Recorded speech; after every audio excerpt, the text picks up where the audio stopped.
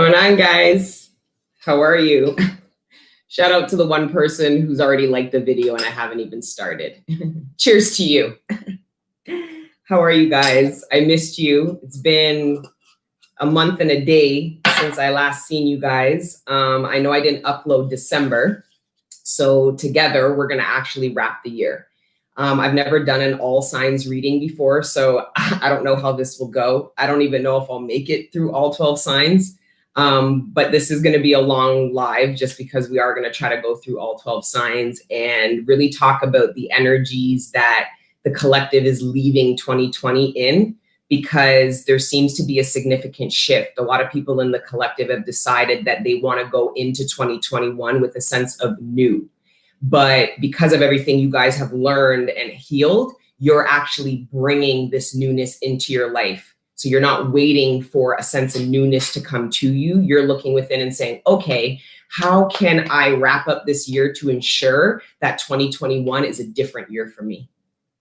Right? So that's why, so I've already started doing the January readings for you guys. I'll post those per norm. And I'm going to try to actually post them in December, not January.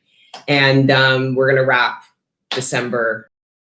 Okay, guys. So how are you? I know I'm excited. I'm a little bit nervous. Like I said, I've never done an all signs before. So I'm not sure how this will go. I don't even know if I'll make it through all 12. You know me, we can really, but anyways, so I've got all kinds of decks. I'm smudging. I'm going to update you guys really quick on the frankincense. So we've got the green hajari that came in. I'm waiting on 3 other species and myrrh. And the hajari came because it's from Oman, and Oman is a regulated country with regards to frankincense. But the other resin are coming from these really remote places like Burkina Faso and Somaliland. So the process, the turnaround time looks like about 2 months. Okay, so just bear with me, be patient, but we're also trying to stock up so that we won't sell out as fast. Okay, so in the next couple of weeks, you'll get a notification on Instagram and on YouTube saying that the frankincense and the store has been restocked.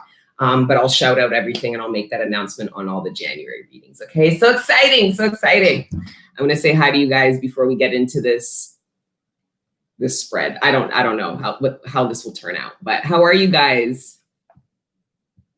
Hello, LaQuisha, Beatrice, Natasha Ford. Oh, I do. Thank you. I'm going through withdrawal. It's been tough. So I might have to go to the washroom several times while doing this reading, because I'm just peeing like a racehorse. I'm just purging. It's a lot. Hello, Caribbean Queen. Hello, Sistren. How are you? Mary Jane, burning my frankincense. Angel gang. You know it. Yo, you're live. Empress LC, you're funny. I'm doing well. November and December was tough, as you guys probably could see from the last reading. Like, I have been going through like an ego death. So the divine has been kind of really showing to me how everything is mirrored back to me and really making me accountable for my environment and what I get back from the universe. So that was tough. Lots of tough pills to swallow, lots of looking within and at self and no longer projecting. So I had to hold the weight of my own emotions and feelings and not project them onto other people. Like, it was tough. So we're here, right? So yeah, we're going to get started. For those on the Patreon, you guys already know, but Tribe, I've been studying a couple of Eugene's decks. So this is the Geomancy deck. I don't know how to read it yet. I'm going to tell you guys straight, and I don't think you guys do either. Like, these are the cards, okay? So I have to do extensive research, but I want to be able to read using geomancy, which is using geometric figures to channel and read. And ironically enough, like, these symbols are reflected in the constellation. Like, it's very complicated. So what I did was I just took, in this deck, there's these cards, but then there's also the 12 houses. So I separated the 12 houses, but we're going to use this. I'm going to pull a house for each zodiac sign because I want to see that the house that is being lit up. So maybe where you need to put your focus, maybe where the divine is going to bring you to invest or take action. So here are the 12 houses, and I'll pull one for each sign. Okay. But just be patient with me on the rest of that. I will learn how to use it. Okay. There's a lot of things happening in the collective, so I'm very curious to see how this reading will come out. I don't know why I feel a little bit nervous. It's just because I'm doing something new. Like, I'm getting nervous. Like, will it work? So anyways, we'll see. We'll start with Aries, the leaders of the zodiac. So that is also, I'm researching the houses. Like, I'm trying to learn the houses for all my zodiac heads. I am trying to learn. And the first house is the house of self, which is Aries. So let's go into prayer first. Father God, Holy Spirit, ancestors, guardian angels, thank you for rising me up out of my bed this morning, and thank you for connecting me with the collective every day. Right now, please allow me to communicate clearly with the collective, all the messages that are in our greatest good, surrounding our material abundance, sustenance, the relationships closest to us, our personal ascension and development, and any other messages that you deem worthy at this time. Thank you, Father God, Holy Spirit, ancestors, guardian angels, for everything you do for me and the collective on a regular. All the healing energy, the support, the love, the guidance, and the protection. We are nothing without it, and we are nothing without you. So glory be to the Most High forever and ever. Amen. Please, Father God, let's focus on the collective sign of Aries. How is the sign of Aries, the energies they're in, and a main focus for them wrapping up 2020.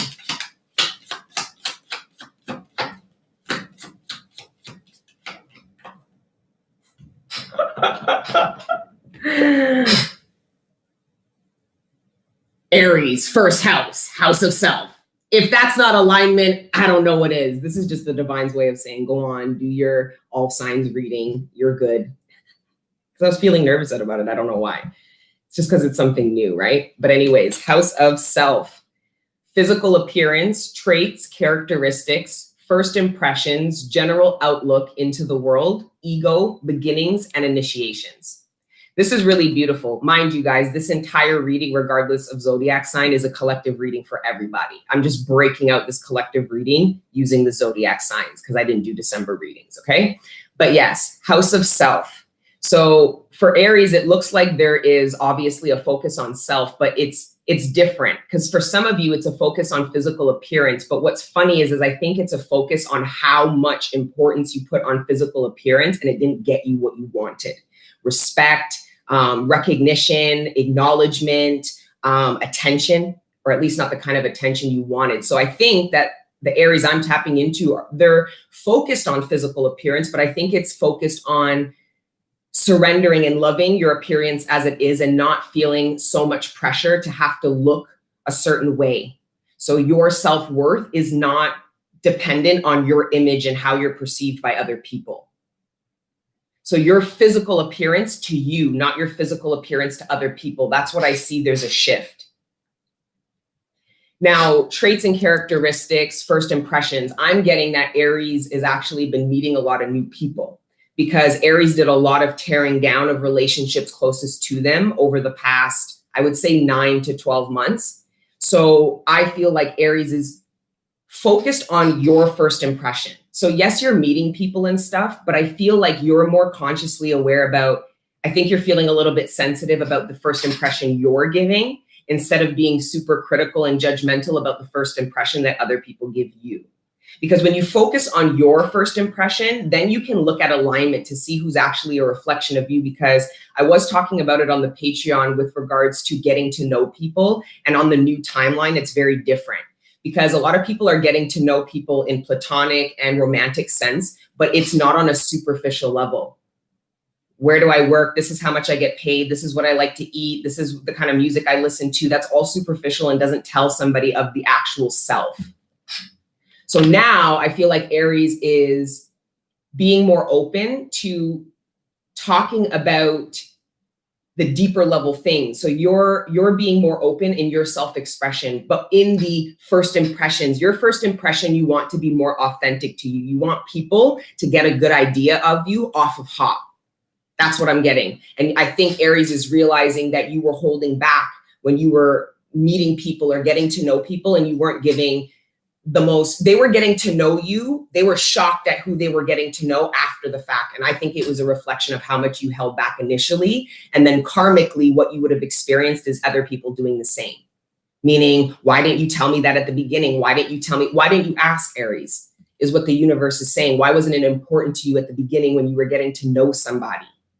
So I think that Aries is coming out of a more superficial energy and is getting more in tune with self, what's important, what's authentic, and what's true.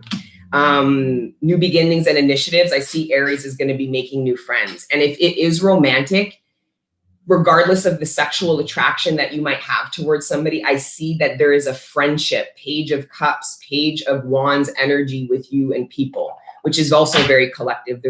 Most of this collective has pulled out of a lot of toxic energies, meaning tower moments, relationships that you were calling these people your best friends, but they weren't even a reflection of who you were. So it was an illusion that made you feel that you had a camaraderie with people.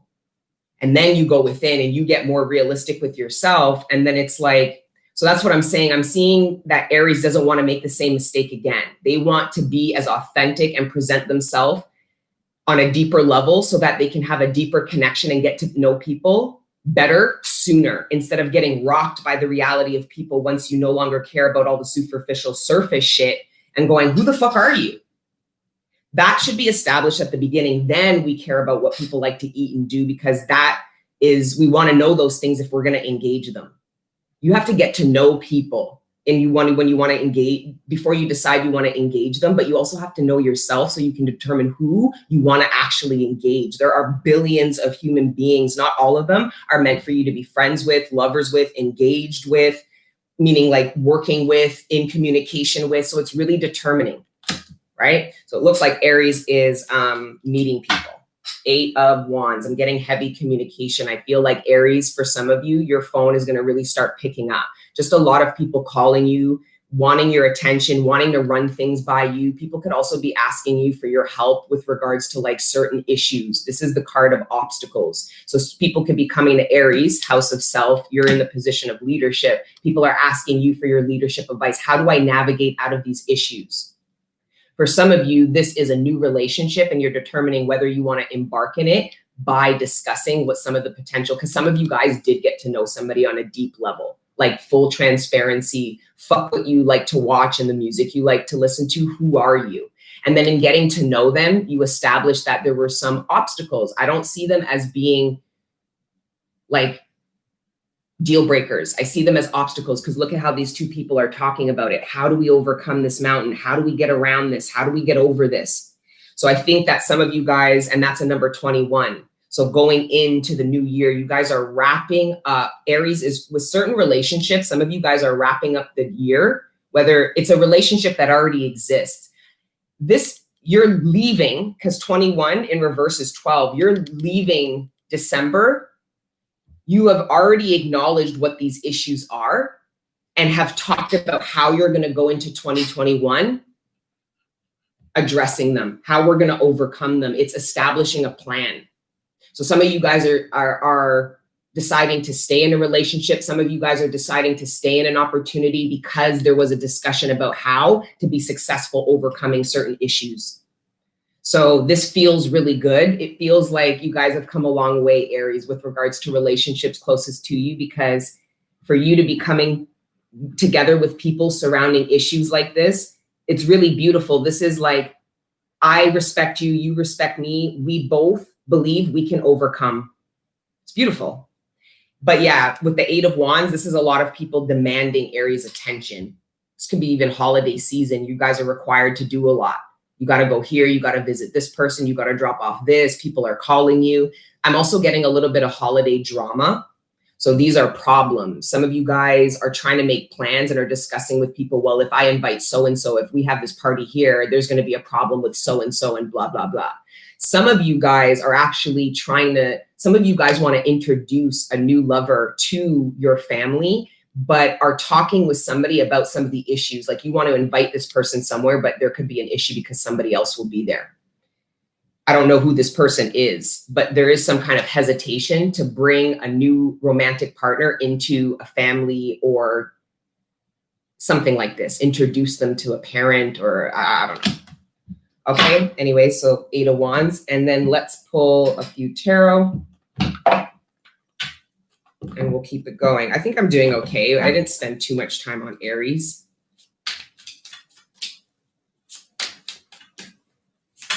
Dayon, can you stop? Dayon, can you stop? Dayon, stop spamming my shit.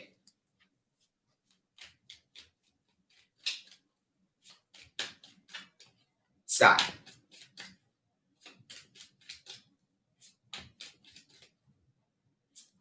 Oh, it's fuck me. So, okay, bruv. For those of you that are looking, Dayon's my actual biological brother, and he's telling me, fuck you, sis. This is the karmic shit that I deal with. You're spamming my shit, and you're telling me, fuck you. Shout out to my dad's side of the family. No joke. That's like my actual, and now he loves me. Like, he's so unstable, but whatever. Okay, Dayon.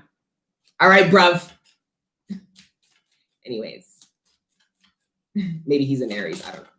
None of us know each other's birthdays. My dad has so many fucking kids. Like, anyways, the Wheel of Fortune. Yes, absolutely. So Aries is going in to the new year in a completely new space. I feel Aries is pushing this wheel forward. Aries has identified issues, and Aries has also identified how to supersede these issues. And that's what's turning the wheel. You're not waiting for anybody to come and tell you how to come out of the problems that you're in. You're taking the reins, Aries, and saying, no, I have the ability to get myself out of this. I'm not waiting for anybody to save me. I'm not waiting for anybody to find a way for me to overcome this, to fix these problems. I'm going to do it on my own. Or with this person. I don't actually think you're doing it alone. Anyways, that threw me off a little bit.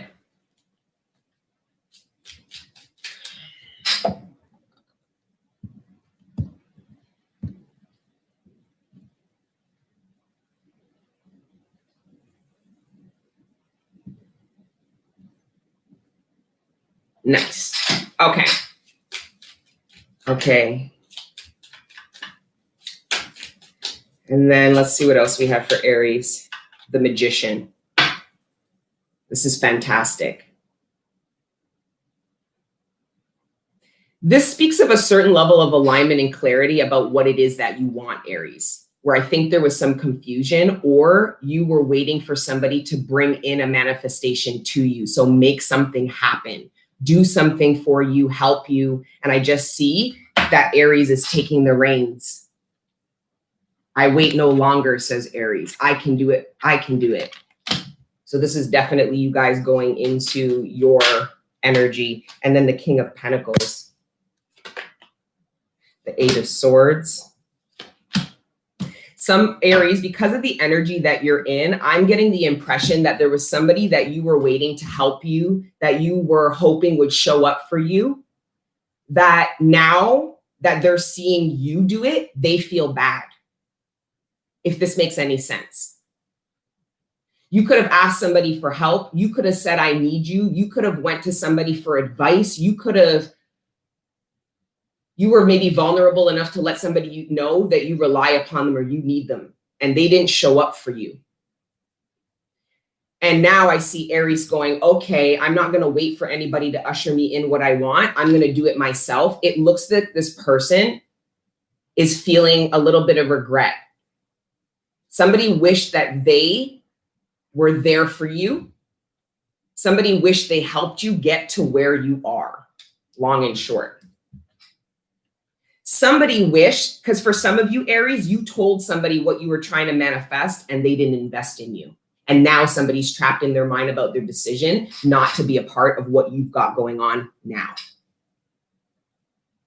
So I'm getting that somebody has a little bit of regrets. This could be one of the people, several people that's reaching out to Aries during the end of the year. Okay, let's move on though. So that was Aries.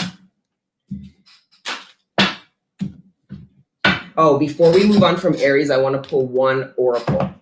And this is to wrap up the year for beautiful Aries.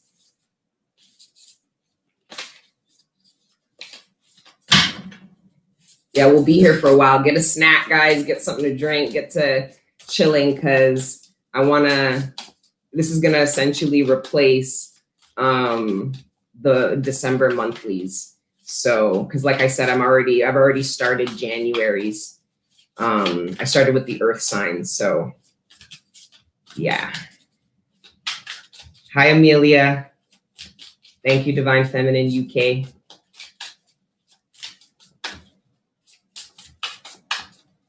No, I haven't gone over Libras yet. We started at Aries. You guys can, if you guys don't mind time stamping that, this would be great so that people know which signs.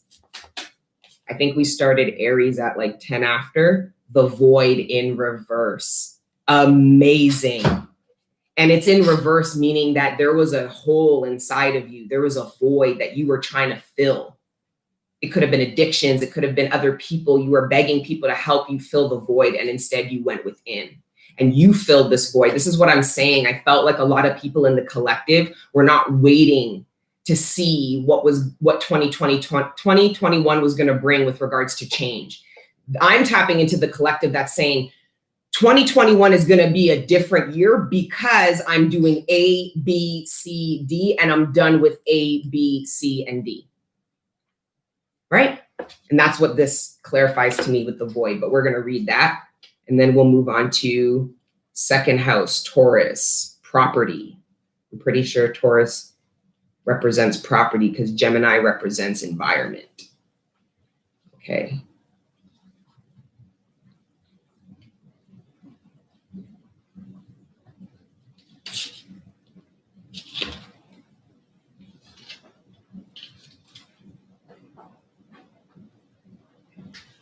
So I don't like this book because they don't make it very easy. It's not in alphabetical order. It's just not, they don't make it very easy to find it. And it's funny because the people who create it, in their mind, it's so easy and clear, but it's like, yeah, but we didn't create it though, right? Like, I'm just going to move on if I can't find it.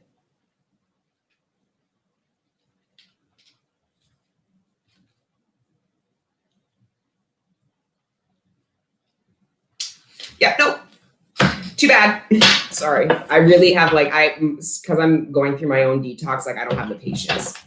If the book doesn't help me, then we got to move on. Okay, so we're moving to Taurus. Yay.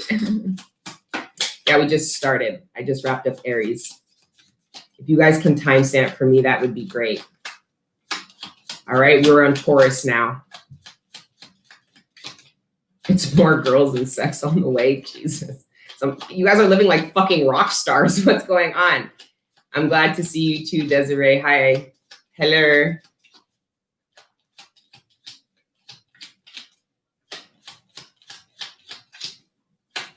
Yeah, mama's son, thank you. I just don't have the patience right now.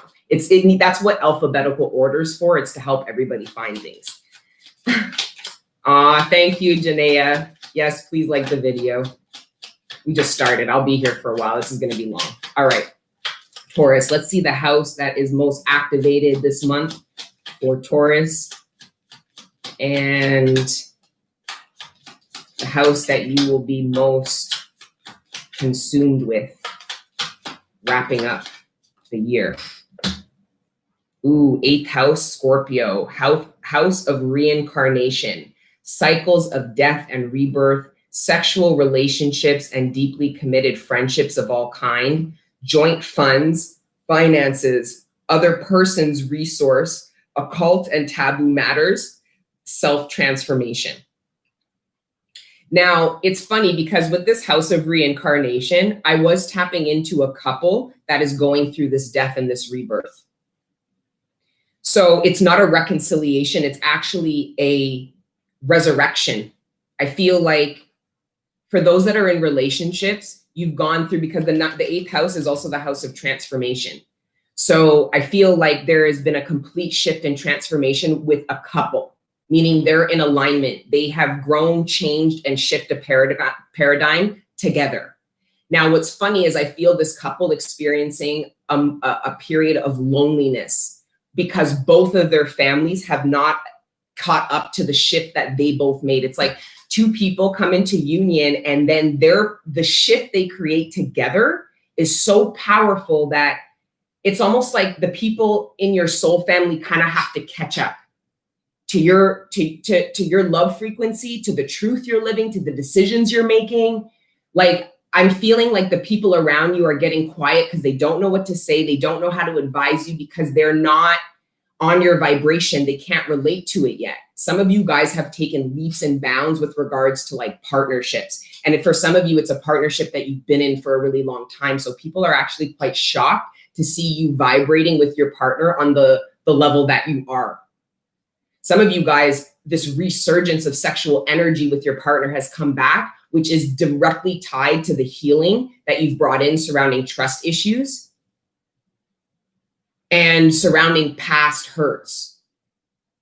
I also feel there's this freedom of expression between couples that is reinvigorating your relationship sexually, meaning you are attracted to your partner in a newfound way. This is a partner you've been with for years. Why? Because you're revealing these new parts to yourself and growing. So there's always this new part to you that you're feeling like, whoa, I'm attracted to that. I want that. Like, but it's because the growth and development continues.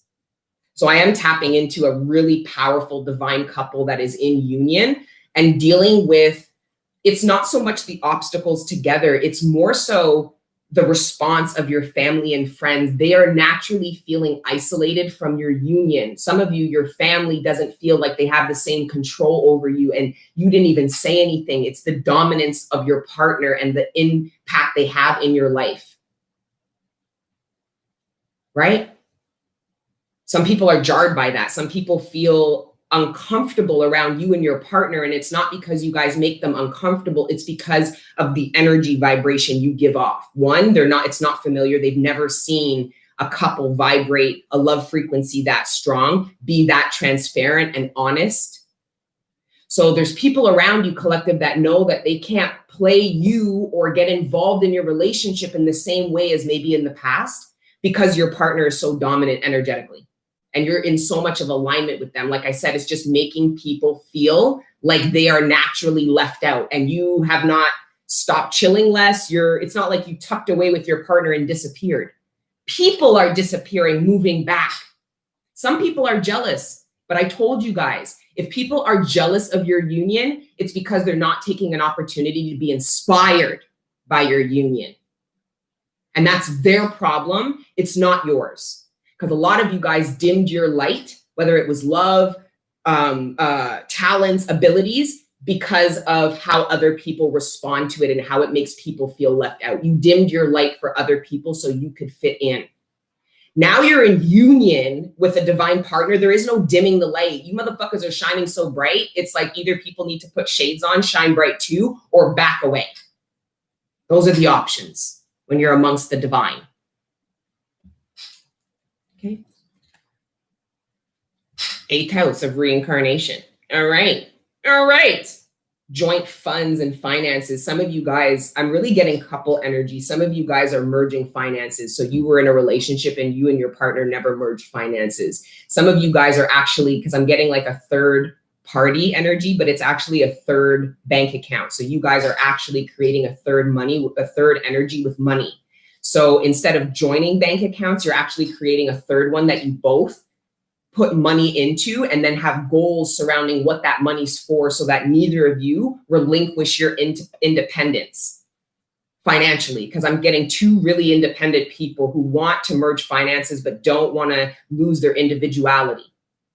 So a great way to do that is a joint bank account, but not joining your bank accounts, creating a third one. It's like creating a third energy with somebody, but financially, okay? But anyways, let's move to the Lenormand. We're on Taurus. This was the house that showed up for Taurus.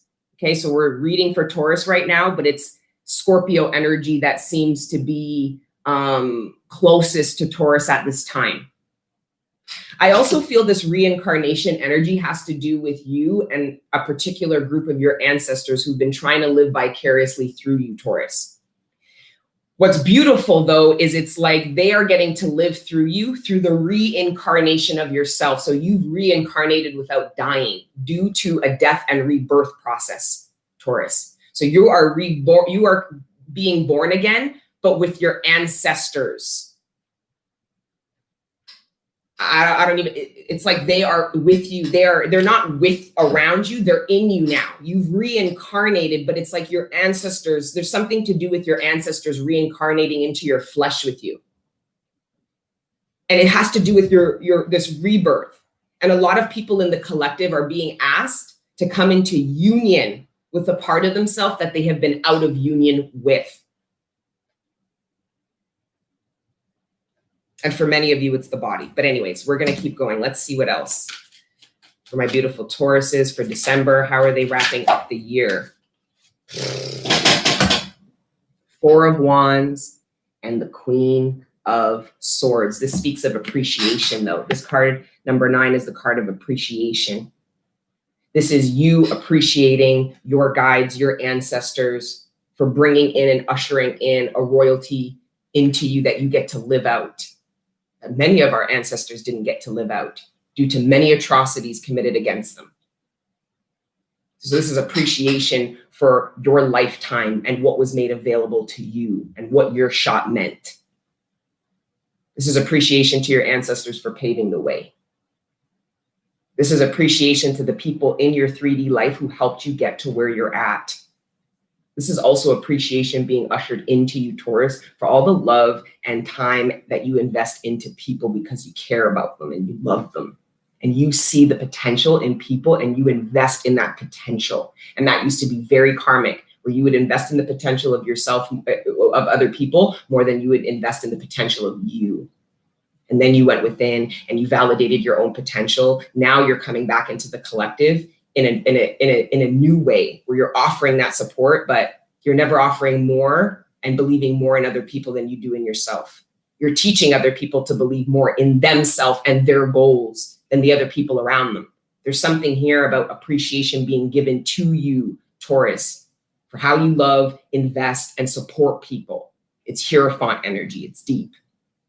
I also feel like Taurus has been supporting people through their own death and rebirth process, because you guys have been dying and reborning for several years through this ascension journey in this lifetime. So some of you were helping people go through death and rebirth process, coming out of divorces, co-parenting, how to come back to life, like start over. I'm getting some of you guys were helping somebody start over because you had started over and got to a point of stability, or Taurus, you are at a point where you're starting over and you're grateful for the new opportunity. I'm also getting housewarming. Somebody might be getting received, like this is like a housewarming party. This is also a holiday party as well. I am getting, it's intimate, looks like a small table, so nobody's wiling out, but thank you, Mosey, for all those that are donating. I appreciate you guys. You're crying. 28 though. Why are you crying? Aw, sweetie, you need to validate yourself. I think you're crying because I think I don't know why, I could be wrong, but I think it's because you feel like what touched you was the efforts you put into people that you need to put into yourself. And I feel like a lot of Tauruses didn't validate the efforts they put into other people because of the response, because of maybe the lack of appreciation. It's like you invest into somebody and they don't appreciate it. And now you're looking at, you don't even appreciate the efforts that you put in. Do you get what I mean? Instead of going, well, I know that I tried and I know I put my best foot forward and I gave my love and it doesn't matter how I was received, right? So it was like self-deprivation anyways. Hi, River Scott.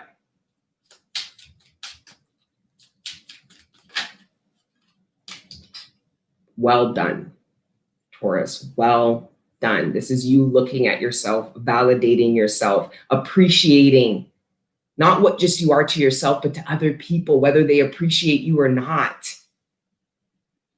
A lot of you guys stopped, pulled back from people because of some experiences on your karmic cycle where you weren't appreciated for what you do for your friends, your family, and your partner. So then you stopped valuing what it is that you do for people. And then the divine put you in a position to have to do it for yourself. And now you're looking at yourself and going, I don't know what they were thinking, but everything I put in is worth something, because look what it did for me. tits out and everything, eh? I always, when I first saw this, I thought it was hilarious because everybody be that. Everybody does it, just checking themselves out like in the mirror, like she's totally checking out her tits, like going, they ain't so bad. Okay, thank you, Ruijin. Sugar Pop Tarot, Wagwan. Thank you to all the tarot readers who truly show me love and support and are not out here competing with me and are really just, we read for each other. I love that. Thank you. I appreciate you guys. Aw, thank you, Holly. I'm glad you guys are here. All 700 of you guys. Thank you. Yes, please timestamp, guys, because this is going to be a long one. We'll be here for a while. Like I might even go for like a smoke break or something. Anyways, no, I won't because I'm detoxing. It's so hard. The Queen of Wands, the snake. I feel like this is, some of Tauruses are experiencing jealousy energy from another female. Like I'm particularly tapping into two feminines. And there's a feminine who's focused on herself. And then there's another feminine who's focused on this feminine. Somehow there is somebody who feels, they feel insulted by your growth, your come up. They feel left behind. They feel somehow like your success makes them look bad. I don't know what your relation is to this person, because it could be a sibling. Because for some of you, you've always had this. And the reason why your sister gets so vengeful and jealous is because of how your parents, whether mother or father, treats the both of you. So I'm tapping into parents who actually fuel this competitive energy between their children. Who's going to do the best for me? Who's going to make me the most proud? Who's going to be the most successful? So we'll talk about you more with the people in the community. So whoever isn't being talked about is feeling very vengeful and spiteful about that. I'm going to pull tarot. The Three of Pentacles, the time is now. Yeah, I don't have the patience to try to look through this book every time. I'm sorry. Let's use the hush. Hush, baby, don't talk too much. Just want to feel your touch. Hush, baby, don't bother me.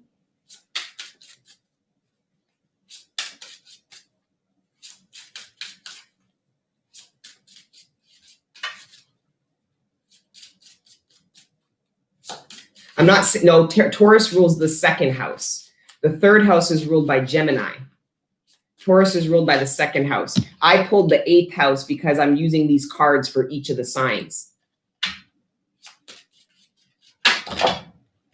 Thank you, Chris Lee. I appreciate you. Rain's control. Yes, the patience is thin. But like I said, it's because I'm doing this detoxing here. The 8 of Pentacles. This is hard work.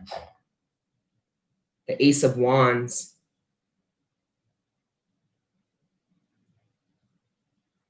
Some of you guys aren't confident about something. Because for some of you, this is the same person. The divine saying, look at yourself with confidence. And you guys are telling me all the reasons why you're not confident.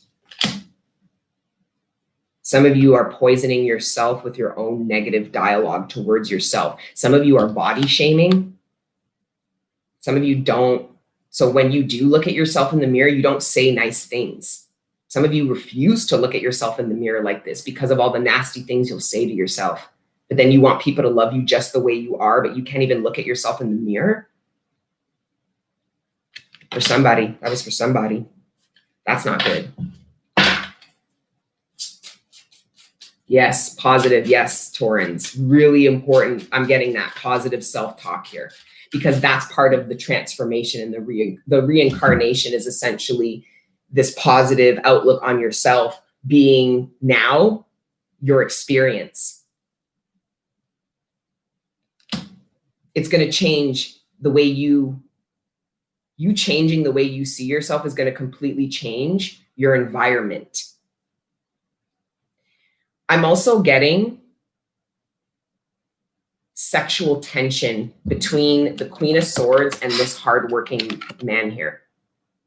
And the reason why it's sexual tension is because both of them are kind of consumed in what they're doing. Both of them, I feel like, are inward facing and are focused on something. I'm getting a single man and a single woman that have sexual tension, but haven't explored it yet.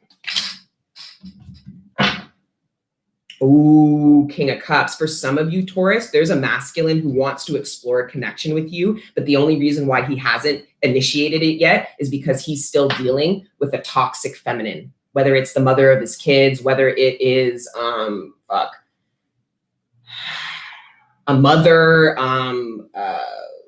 there's a reason why a masculine is not pursuing this feminine at this time. And it has nothing to do with the feminine he wants to pursue. It has to do with another feminine that's a part of his life. Yeah. There's an imbalance here. This masculine doesn't feel like he has enough energy or time or resources to engage a new connection because he still feels like he's being drained by an old one. So this is an availability problem. There's a masculine who doesn't feel available to pursue a connection at this time. But that seems super karmic. Yeah, Seven of Swords. That seems super karmic. This is how devil energy cheats people out of what they want and what they see for themselves. Because of all this negative talk about how it's not possible, how I'm not capable, how that can't be for me, da-da-da-da-da. That's how the Seven of Swords, how you do yourself, how you Seven of Swords yourself with lies. And it's the negative dialogue about how limiting your life is because of how incapable you are. And they're lies. How you look at yourself and speak to yourself is very, very important, collective, because there are people around you. Like the Queen of Wands is spiritual. She's empathic. She will feel an insecurity and use it. So some of you guys need to ground yourself in your own security so that other people can't play you out of your position because they can feel where you're insecure. So they'll go, oh, they're insecure, I'll do it instead. And you'll be like, yeah, you do it. When it's like, no, you're the best to do it kind of thing. Do you know what I mean? All right. Anyways, that's Taurus. Okay. So we're going to move on now to what's next. Gemini. Gemini. Put some more frankincense on the burn. Our resins are coming. I'm so excited. The Hajari's already here. So these are the new jars. We are going to revamp these because I actually want these kind of jars, but they're hard to get. And then I was thinking maybe we're going to do burlap bags that we get from Ethiopia. So there's like a lot with the packaging, but this is the packaging now. So we got, remember I was on the last live, I was all excited. The green Hajari literally came. So whoever was on the live and said, no, they actually deliver by 8 was right because I got the package at 7:30. Like 7:30, 8 o'clock is when it came in. So it came in right after I did the live. I just don't want to go back on live. I freaked out. I was all excited. I cried. It was awesome. And then this is the honey. So this comes from Oman. So this honey is only harvested once a year, and the bees use the flowers from the blossoming frankincense trees to make the honey. So this honey has trace boswellic acid. It's great for the tea. You guys know I use this resin for tea and drink it. So I've been putting it in my teas, but it's also good for the face. Blemishes, scarring, all that kind of stuff. So this is definitely a luxury item. Okay.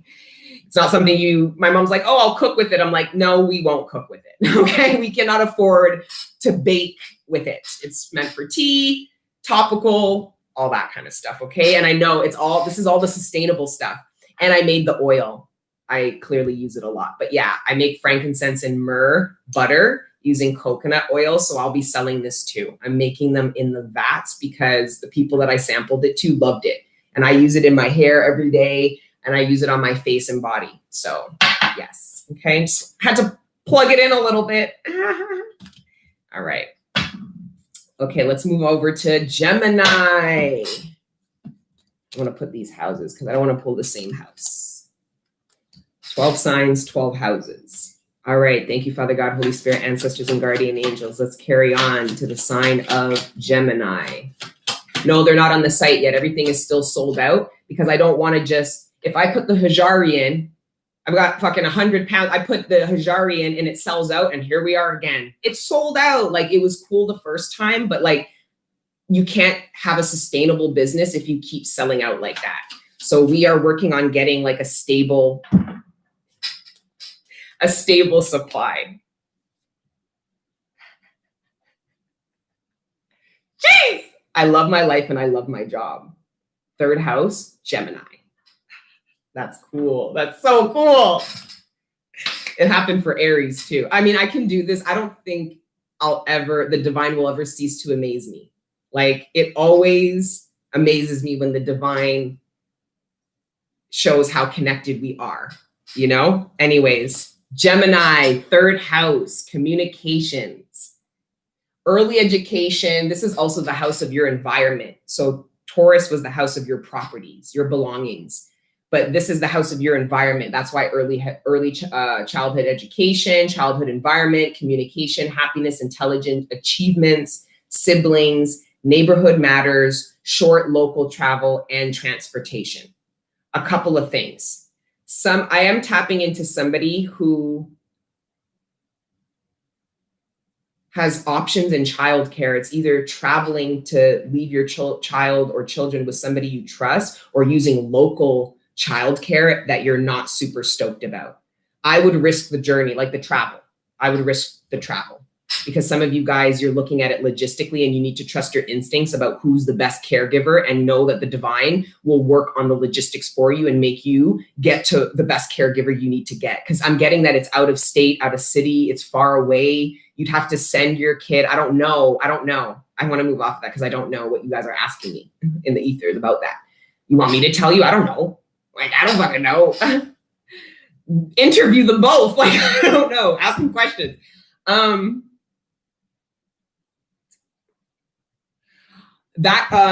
Howard the Duck, I don't know, but the scientists that make this, I'm going to interview them.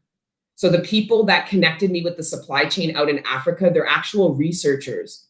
So they will answer all the questions we have about burning it, the health benefits, consuming it, the resins, the origins, the villages, like everything. So don't worry, all those questions. So just look out for the interview that I do. I'll probably do it on a Zoom so that you guys can ask questions and actually interact with these people, but I'll let you know that's all in the works. Like, you guys have no idea. You guys have no idea, okay? So much. Oh, the website is www.queencup.ca, but like I said, everything's sold out right now. I haven't updated it yet, but it will be in very, very soon. Yes, the third house, communications and happiness and intelligence. Some of you guys I feel are feeling hurt about somebody else's happiness. Because I feel like I'm tapping into a group of Geminis that don't feel particularly happy right now and feel hurt by somebody else's happiness. So Gemini, some of you guys could have ended a relationship and are really struggling, and you're looking at your partner move on and they're happy and you feel really hurt by that. Or even could have been a friend. You and this friend were really close. You feel really hurt about the dissolvement of your friendship, and they're off at the club chilling with bitches. Like they don't care. Like they've moved on, and you feel hurt by that. I'm tapping into Geminis that feel hurt of somebody else's happiness. And it's not that you don't want them to be happy. I just think you want to be happy and you're not right now. And it just hurts that I'm getting that you feel that somebody's moved on from you quickly, when you have to be very mindful of that. People respond to heartbreak differently. Because I feel like, Gemini, you might be looking at somebody who's rebounded and you're thinking, well, they left me and they've got over me and they don't care about me. They're in a rebound. So that probably won't end very well. I'm also tapping into this communication. Some of you guys are stalking. Now, this could be somebody stalking you, of course, but I'm getting the energy of like, I'm tapping into some of you guys who have come into a breakup and are not detaching from the person you left. So you're watching them and it's causing you pain. You're watching somebody move on to a new relationship. You're watching somebody move on happy when you're not. Like, there's a sense of you needing to do yourself a favor and stop social media stalking somebody. Some of you guys will not get off and you're actually causing yourself self-inflicting harm. Cancer hasn't been read. I'm on Gemini. We started at Aries. Okay? So you're going to heal yourself, because some of you, it's toxic devil energy that's getting you to stalk somebody. getting you to be consumed in somebody else so that you avoid the healing and the work that needs to be done within, so that you never get in a situation like this again, and that so that you can move on and be all happy on your social media and shit. Devil energy doesn't want you to actually move on, so they want you to continue to focus on stalking somebody that you swear you're done with, you're over with, don't care about, that you've moved on from, that you know you should move on from. Some of you guys are watching and stalking somebody because there's a part of you, there's devil energy telling you, watch, you'll see them treat somebody else better because it was your fault.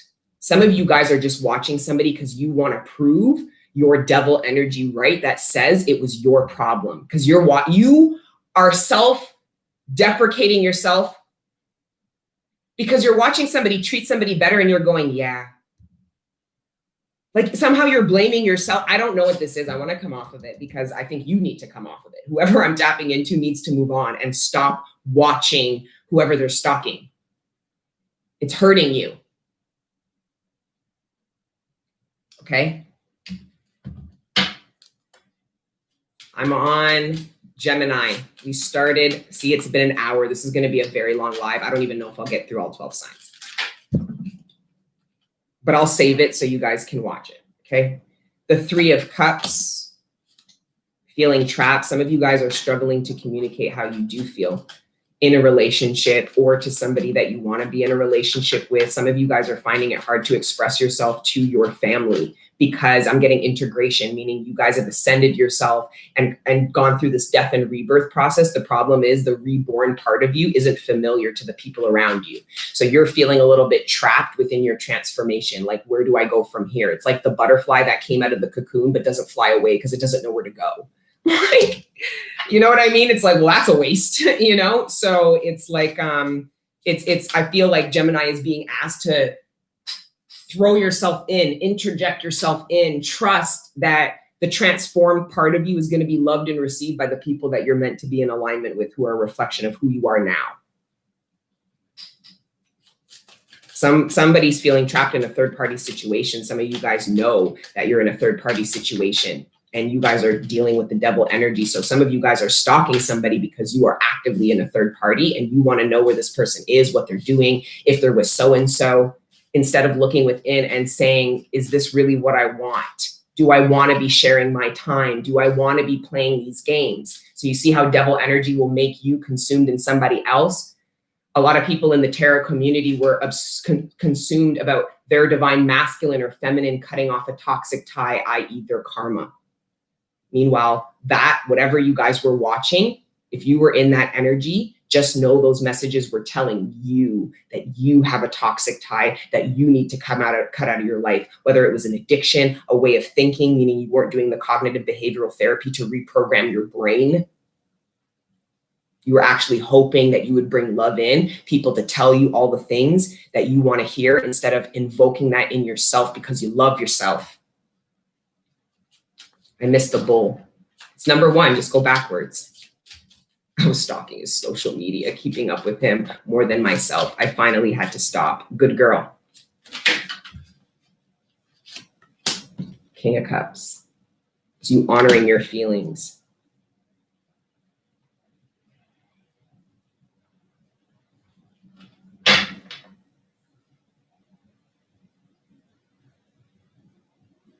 I totally forgot what I was talking about. I don't even know what we were channeling.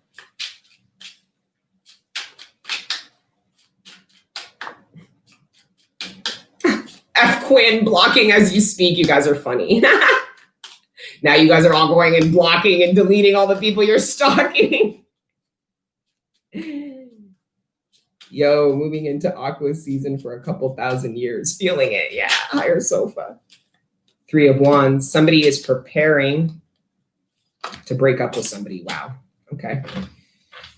Yeah, somebody's preparing to break up with somebody with the Eight of Cups and the Three of Swords with the Three of Wands. This is preparations to leave somebody. I don't know if this is a man or a woman, because with the Queen of Cups and this woman here, the King of Cups and this woman, it could be male or female. I have no clue. Either way, it doesn't matter. Somebody is feeling trapped in a relationship, in a home, in this, and is preparing to leave it. Six of Cups.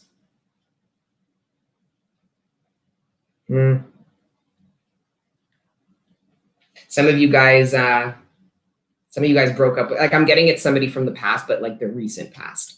So this could have been somebody you said, you know what, I'm not doing this anymore. I'm done with you. I'm not carrying on with this relationship. This is not done. There's going to be a conversation had here. I think some of you created a boundary and had some pushback and then ended the relationship because of it. And then somebody, I feel like there's going to be a makeup. It's not so much like a reconciliation from some eon person. I'm getting like it's a make-up after a breakup. It could be makeup sex. I was getting a lot of sexual energy coming into the collective. And I just think it's because a lot of people are in quarantine and don't have anything else better to do than run around.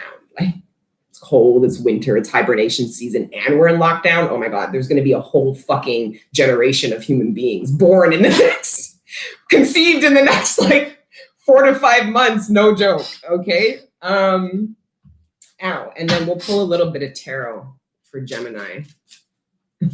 Miriam's like, yeah. The Hangman. Yeah, this is getting a different perspective. Somebody was trapped in a relationship because they didn't think they could afford to be on their own. They didn't feel like they could be independent. This could have been somebody who was married for a while since they were really, really young, or in a relationship since they were really, really young. This could have been somebody who stayed in a toxic relationship because they didn't think they'd be able to take care of their children on their own. But as you can see with the Hangman, this is somebody who got a different perspective. Some of you guys could have been like, got a job opportunity or increase in salary or money somehow that made the possibility of you going out on your own more practical. Oh, I can actually do this. This could have even just been a perception, like the way you view yourself. Oh, I can actually do this. So I'm seeing increase in money, but I'm also seeing this Gemini is going into 2021 feeling like they are able and capable to do something on their own, whether you actually end up doing it on your own or not. This is going into 2021 feeling independent, which puts you in alignment for independent coexistences. You're coming together with other independent people.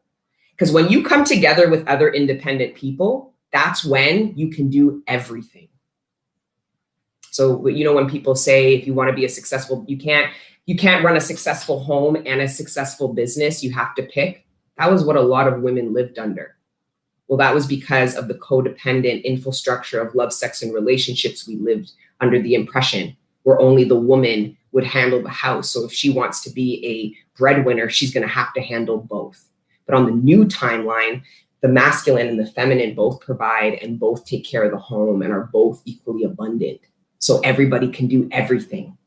It's like you've literally been carbon copied in the world. Your positive impact doubled. Your love vibration doubled. Your abundance doubled. Your intellect and whole fucking Akashic record fucking library doubled. Like, this is what happens when you become independent and then go into independent coexistences. Because if you're not and you're codependent, you can't do anything without the other person. Instead of when you're in an independent coexistence, you can do everything because you're with that person. Now I'm getting heated. I'm throwing the honey around. I can't afford to be breaking this shit. It's too expensive. And I give you a little like rose gold spoon. So cute. It's so cute. Oh, and these are the new burners from Greece, guys. These take 3 months. They come on a boat, not even a plane. They come on a boat from Greece, but they're the best of the best. They're brass. So these were, I have a bunch of these too, but these are the new ones. They're smaller, they're cheaper too. I made small kits with this one, but yeah, isn't it so cute? It's brass. I've been burning this the whole time and I can hold it in my hand. So it's very good quality, but that's why. So I have to wait every 3 months. We'll never get it sooner. Even the Greek people told me we won't be able to make another order for a year. So I had to place the order for a year. Like, it was crazy. But anyway, so excited. Everything's finally coming in. All right, we need to move on though. Gemini, that was you. Now we're moving to Cancer. Oh, the Cancers. What are you guys saying?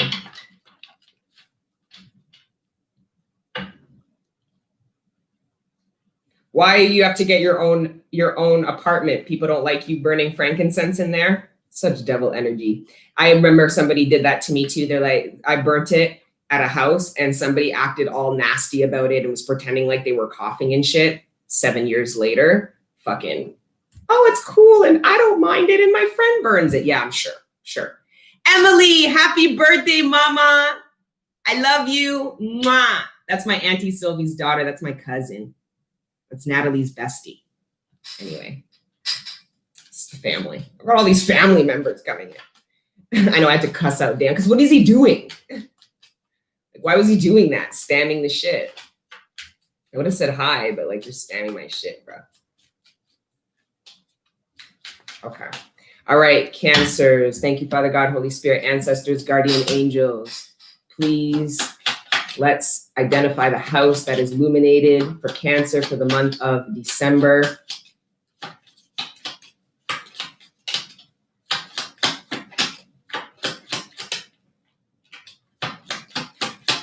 My Cancers for the month of December. What house are they focused on as they leave 2020 and go into 2021? The 11th house. House of friendships. Friends and acquaintances of like-minded attitudes, groups, clubs, and societies, higher associations, benefits and fortunes from career, one's hopes and dreams. The 11th house is also opposing Leo, which is the 5th house, which is the house of love. Given. Leo is the house of love given, and Aquarius is the house of love received. So this is speaking, again, we touched on this energy a little bit, but I feel like Cancers are, it's funny because I feel like I'm tapping into a group of Cancers that became particularly superficial as a way and a means of fitting in.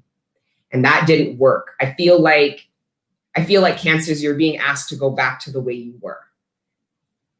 Open, vulnerable, yourself, because I feel like you closed up, you hardened up, you calcified, you got more superficial, you got more surface in order to protect yourself. So you're like, okay, if the hardest part of me is my shell, then I'm going to keep everything on the surface. Because the last time I let anything come into my underbelly, my soft parts, it didn't work out for me. Right? So instead of looking at the lessons and learning from them so you're better equipped to protect yourself when you let people access these soft parts of you, you actually allowed that to calcify you and actually let your soft underbelly become less accessible. And I'm not just talking about romance, I'm talking about friends and family too. Some of you, your family members are actually going to trigger this. Some of you have a family member who is going to identify a point in your life where you changed and you weren't even aware. Somebody is going to say to you, Cancer, when after this happened, you were never the same. And Cancer's going to go, huh. Yeah, it's going to trigger you.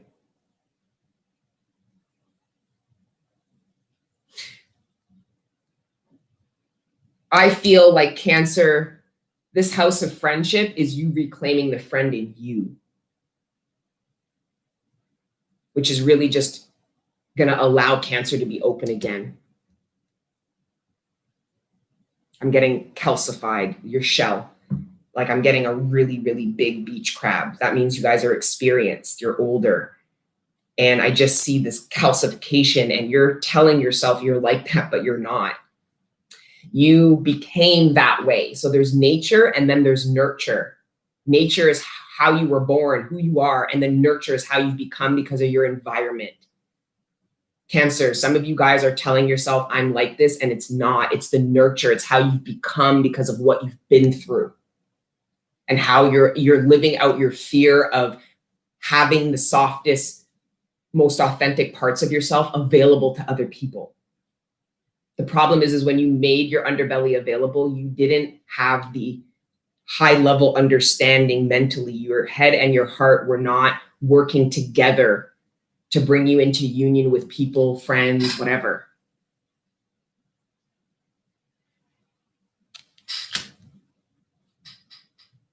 All right, but we'll see more Cancer. I heard Cancer be like, that's what you got for us. Guys, I'm already working on the January. The January readings are lit because it's all this new energy. Everything that you guys are doing now is in preparation. Like I said, you guys are going in. The collective I'm reading for and tapping into is not sitting there going, what does 2021 have for me? So I'm getting that a lot of you guys aren't really super focused on the future. You're actually more grounded in the present. You guys want validation and confirmation about what you want to do already, what you have been working on getting the confidence and the courage to do. You guys are bringing out change. You guys are going into 2021 saying, oh, it's going to be different. This is how it is now.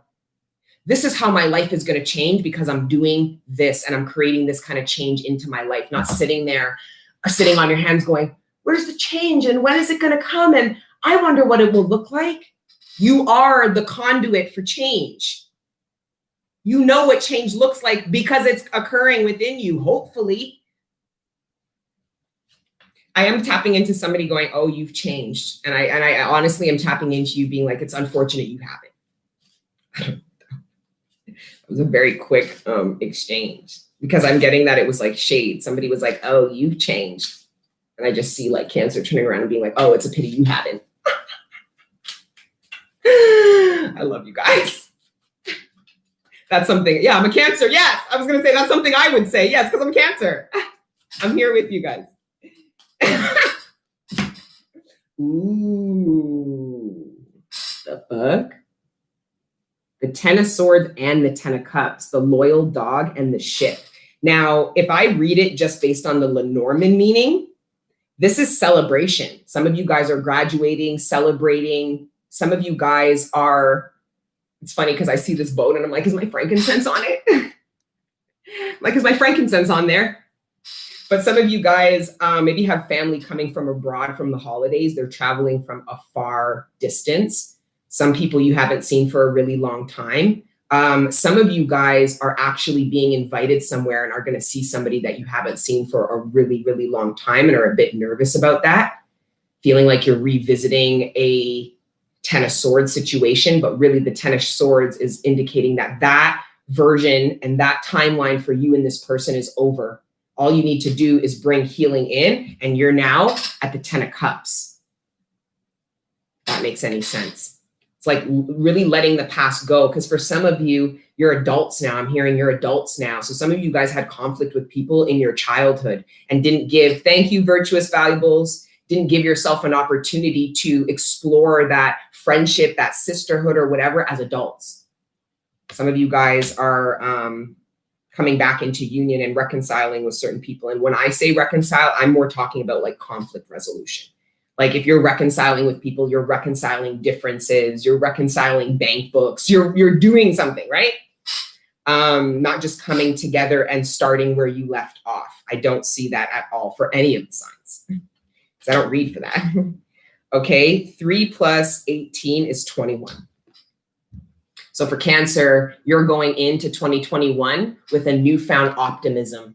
It's taking one final look at the past as you knew it, as life as you knew it. You guys are going into 2021 knowing that it's never going to be the same. You're going into 21 feeling happier, knowing that it's going to be a happy year because of what you turned your back to. What is no longer what you disconnected yourself from. It almost guarantees that 2021 is going to be a better year because you made it a better year because of what you wrapped up.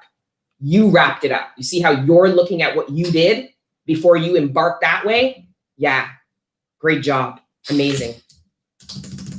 I like that, Cancer. Oh, somebody wants to burn a bridge with Cancer. Mend a bridge. This is the card of the burnt bridge. It's number 40. Somebody wants to mend a bridge with you, Cancer. That could also be what this is. Some of you guys are questioning your loyalty. Somebody is, okay. So Cancer, somebody from the past is pulling off of your loyalty. So you had loyalty to somebody once upon a time. You didn't actually disconnect your loyalty. You disconnected them from your person. Some of you guys are going to have your loyalty tested. And what I'm getting the test is that you're still loyal to people that I don't think you should be. And you're going to be challenged with that.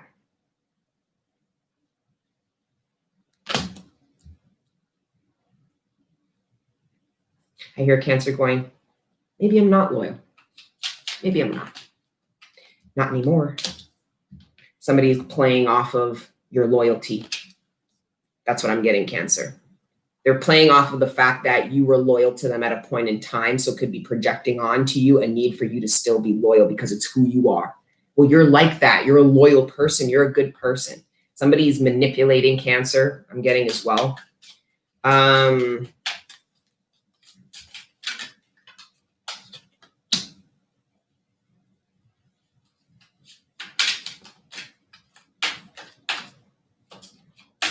Some of you guys are in a new relationship and are feeling really nervous about past people. Like, I feel like some of you guys really want to separate your past and your future. And with the 9 of Swords here, you guys are stressed. And I'm like, to the divine, why are they stressed? And it's because I feel like you are trying not to bridge the gap. Like, you don't want, this is the card of regret, sadness. You don't want the past knowing about your future knowing about your past. Somebody could be incredibly terrified of a truth coming out. Somebody feels pressure to tell the truth and they really don't want to do it. I don't know. That is, could be you, could be somebody pertaining to you, because some of you Cancers are like, all right, they need to say it. I'm going to make them say it. Some of you guys are trying to make somebody tell the truth. You're putting pressure on somebody to do it. Good luck with that. But if anybody is going to get the Queen, if anybody is going to force somebody to tell the truth, it's the Queen of Swords. Okay. And then we will pull some Tarot and wrap. Somebody feels like it's not the time. For some of you, those of you that are in relationships, some of you, your partner doesn't feel like it's the time to move in or the time to have kids or the time to get married. And I feel like this could bring the end of a relationship if this person isn't heard as to why they don't want to do it. Because I'm not getting that the King of Cups doesn't want to do it. I'm getting the King of Cups doesn't think now is the right time. The card of time in reverse. The problem is the Queen of Swords can be really hasty and be like, not hear that, oh, it's not about the time. She's going to be like, oh, well, you don't want to fucking marry me. You don't want to do this. You thought you said you wanted to do all this. You said all this shit. Whoa. This King of Cups needs to be heard properly. Because then I think if this Queen of Cups fully listens to the King of Cups, there'll be a sense of head and heart are on the same page. There's an understanding, appreciation, and everything's good. But if this King of Cups isn't heard out, it's just going to result in argument and then somebody going off on their own, and this engagement isn't going to happen. Some of you, your partner wants to marry you. They want to commit to you. Some of you guys are putting too much pressure on your partner as to when to do it, and time is not yours. So you need to let off of it, or else you're going to lose the opportunity, period. Like this person, this King of Cups might be like, well, fuck it. Like, fuck it.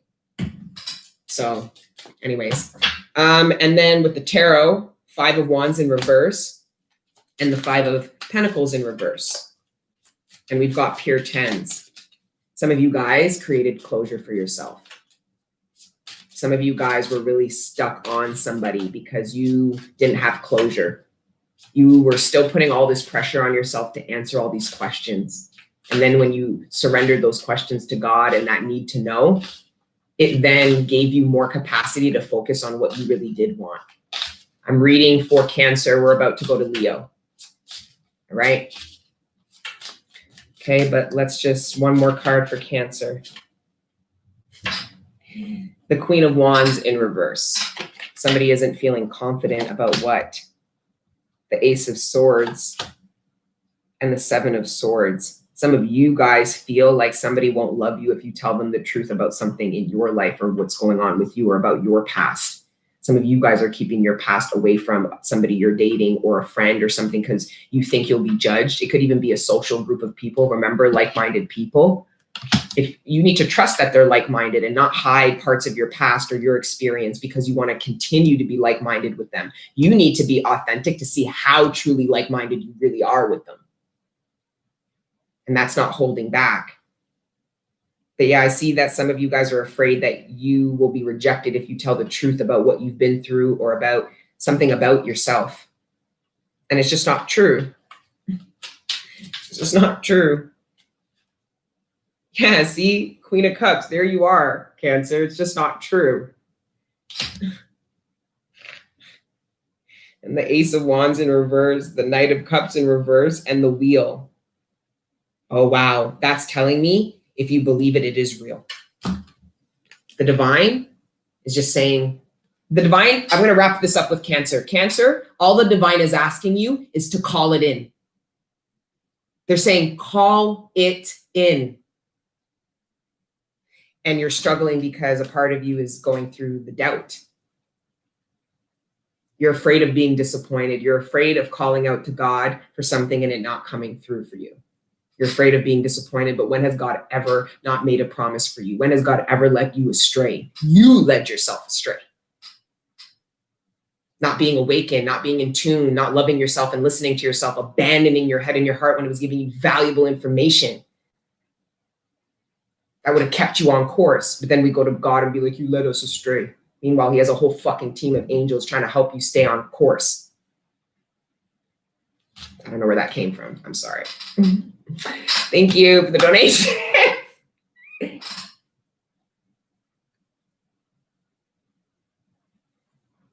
Yo, Destiny, what is your action with blind spots? You got to contact after the show. I don't know what that is. I don't know what a blind spot is. Call it in. Yep. LOL. True talk. I'm a Leo. Hey, everyone. Did she do Capricorn yet? Nope. We are now going on to Leo. All right. This isn't all signs. Of course, I'm not even halfway through and we're an hour in.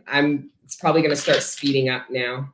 It's hard. The readers that do the all signs, it's hard. It takes a lot of energy. You're tapping into all these people. You have all these people pulling off of you that are like, my turn, my turn. It's like, shout out to the readers who do all signs. I don't know if this would really be my thing. It's hard. I don't know how to also like shut the fuck up, like shave it down so it's shorter, but Leo North Node coming from me. I'm glad you're back. Thank you, Artak. Send it is in Leo. You got this. Asha! What's going on, homie? My sister and fellow high priestess. Gang, gang. So excited to get to see you live. Thanks, Amanda. I'm going to speed up if I want to. Okay? Because we're an hour and 20 minutes in, and I'm trying to get all 12 signs out. So I'm going to stop when I'm tired. So I'm going to do what I'd like, right? Don't worry, Patreon gang. I'm not going to do the spiel. Like I already went and cussed out Karens over on Patreon. I'm not going to do it over here. I let my inner shadow live on one of those fools. Yes, Asha, I do me. Asha's like, Asha's an Aries. Asha's a fellow Aries. She's like, do you? Aries never mind when I cuss out somebody. Half of the time, Aries is like, you're vanilla. Like, okay. Thank you, Amanda. Thank you. Thanks, Luna. I tried. Abigail crying. These are happy tears now. E-Dog, take your time. Thank you, E-Dog. Johanna, period. Yes. Dot. Ooh. Wait, we're on Leo. I'm going to take this. It's Jack. It's the card of taking action. Okay, so I'm just going to leave this because that's a very specific, because Jill is the card of intrigue, meaning you're intrigued by an action that was taken towards you, most likely. But Jack is usually the action the asker is taking. So let's see what the hell Leo's doing. I'm going to pull a house still. Actually, I'm going to pull the house at the end. That's what I was just told. Let's use the Santa Muerte. Thank you, Father God. Thank you, paranoid audience. I like your profile picture. Dawn Norwood, you're dope. I appreciate you. I own it. I try. No, I haven't done Scorpio. Scorpio, though, was all up in Taurus, I think. Because Aries, first house came out for Aries, which is ruled by Aries. Then Taurus, I think, got Scorpio. And then Gemini got Gemini. And then Cancer got Aquarius. Page of Pentacles. Surrounding an opportunity or something. You were trapped in your mind about something, but now you're going to do it. It looks like Leo isn't going to let themselves miss an opportunity to do something. I feel like Leo's telling me, I've waited too long. I've waited too long. I'm waiting no longer. Because that's what this Eight of Swords was. It was trapped in your mind.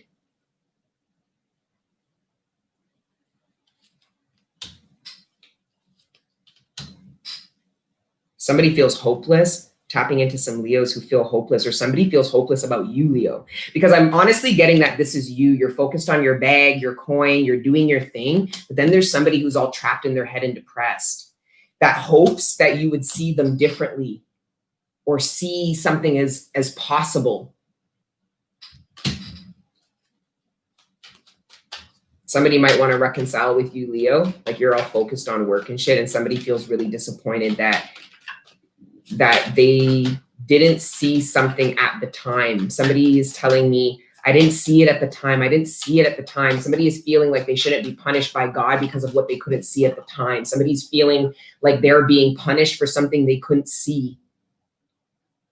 Somebody's feeling like really hurt, Leo.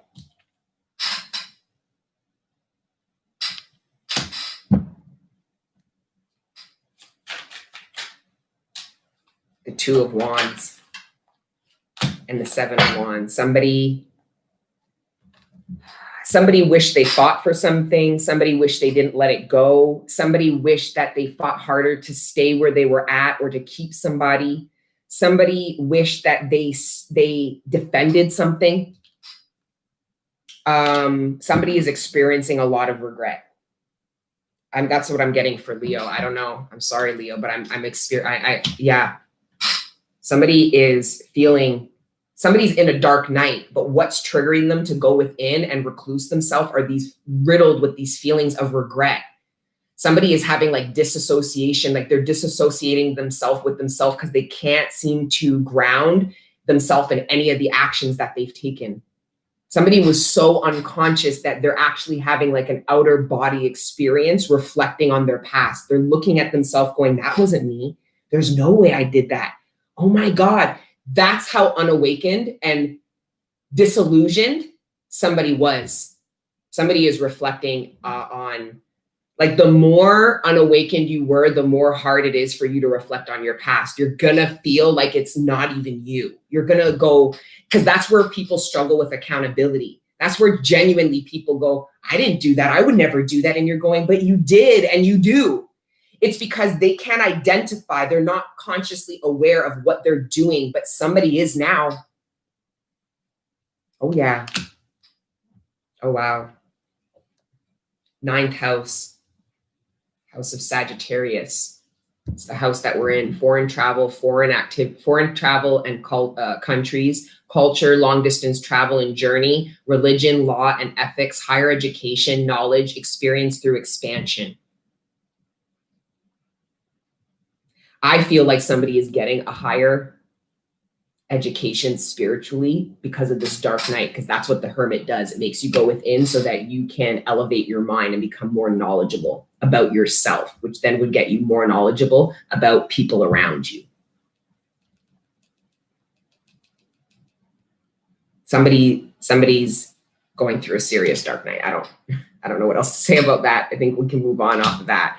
Now, with regards, I feel like some of you guys have saved up a lot of money for travel, some kind of trip, some kind of relocation. And I feel like some of you guys are just steadily stacking your money and saving. Some of you guys are actually limiting what you're able to do because you're telling yourself you don't have enough money. Well, then look at what you have enough money to do.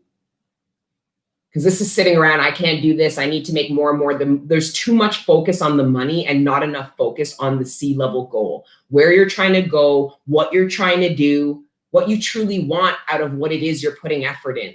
It's like, this is limiting. This is poverty consciousness. This is somebody never having enough money to do something. When the funny part is, it's the divine is telling some of you, you have enough money to embark in this path, and the other abundance that you're going to bring in will come on the path. So this is you. Some Leos are going, well, I can't go on that path. I don't have enough. And the divine's saying, well, you'll have more when you come on this path with what you got. The divine loves you guys and sees you way more capable and necessary as you guys see yourself. That's what I'm tapping into here, Leo. Like you're not, I don't know. Anyways, we're going to pull up a tarot and move on. Now we're going to go into Virgo. 7 of Cups in reverse. This is what I'm saying. You're not seeing something. You're not seeing I'm tapping into Leos that feel like they have no options. And it's because you're just focused on where you're trying to get, and you're looking at options like, if they don't result in me getting to there, then they're not for me. When there's a bunch of options that are available to you where you're at, that you're in alignment for, that will help you get closer to your goals. Some of you guys are rejecting opportunities because you're like, how does this get me to where I want to go? Well, it's a process, a step-by-step process. Some of you guys are trying to take a plane somewhere and you got to take a boat, period. It's not going to take a day. It's actually going to take a week. I feel like some of you guys are creating stagnancy in your life because you're limiting your own potential of what you can do or what you're able to do right now. So you're doing nothing. That's not good. That's why we have Jack, because it's the card of taking action. There's an action that is required. The divine is telling you, you can do. And I see Leos going to the divine, but I can't. And the divine's like, you need a new perspective. Try to see it the way we do. Why would we be asking you to do something we didn't think you were capable of doing, or were in alignment, or wasn't going to bring you some benefits? Divine, but then you're going to the divine, but how is it going to bring me here? And how is that relevant now? And da-da-da-da-da. So there's a change in perspective. Some of you guys really need to go within and look at it from the perspective of the divine, period. So you can see what they're trying to do with you, where they're trying to bring you. Like, I don't know. I'm going to come off of that, Leo, because that really felt like it's tough energy you're in for those that I tapped into.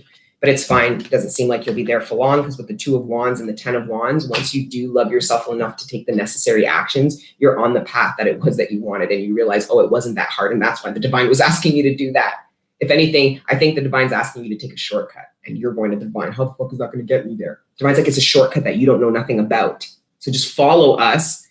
And you're going, well, maybe I'll just stay here. The divine's rolling their eyes. You know what I mean? Maybe not. Maybe you get me, maybe you don't. Anyways, we're moving on to Virgo. All right, guys, please continue to timestamp these. This reading may be long as hell.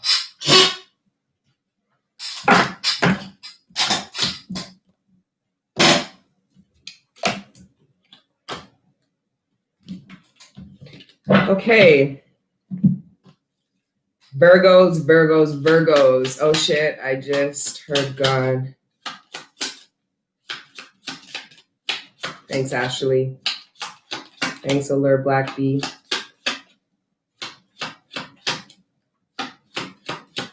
Yeah, there's a lot of frustrated, irritated energy in the collective. A lot of you guys are being triggered with rage because the divine is trying to show you what emotions hold you back and hold you down. It's like a lead weight in water. So you can't overcome the emotions because you have a ball and chain holding you in the water. And some of you guys are being triggered with this rage because, and for some of you, yeah, high irritation. Yeah, because this rage that's coming up, it holds you back, but it's like, you're supposed to do something with that rage. You're supposed to give your love to it. I feel like a lot of the collective is being karmically tested to respond differently to the rage that they feel, or feel differently, allow for a different perspective. So if you are being haunted by memories of people who really hurt you, which then invoke this rage within you, it's because of what you're supposed to do. Don't react to the rage you're feeling, respond to it. And respond to it with a high level understanding, knowing that rage and anger is just a symptom of deep rooted pain. So I think for a lot of you guys, the divine is trying to show you where you're still in pain, where there's still wounds, because you're angry. I love that. If you ain't in the arena, you're a fucking spectator. Get your popcorn, enjoy the show. But just know you're not in the show, you're watching the show. The arena of life. Thank you, Aline. There's a lot of sexual tension in the collective, man. But believe it or not, so for those of you that are single, I'd be really mindful about masturbating at this time, because your sexual tension is actually alluring energy. So in a masculine, that sexual tension will actually cause him to take actions, where with feminines, it actually will draw masculines into you. I also heard like not like waxing or like shaving your pubes does it too. Like men can smell like I don't know. I thought it was kind of gross, but then it was like kind of animalistic. I'm like, maybe I'll just leave the patch. But yeah, so yes, this sexual energy, don't exude it. Don't just go fuck somebody because you're feeling horny and sexually. You guys use that to manifest. Use it to bring in your ships and what you want. Straight up. That's what I use on my fucking sexual energy for. Motherfuckers are like, whoa. And you're like,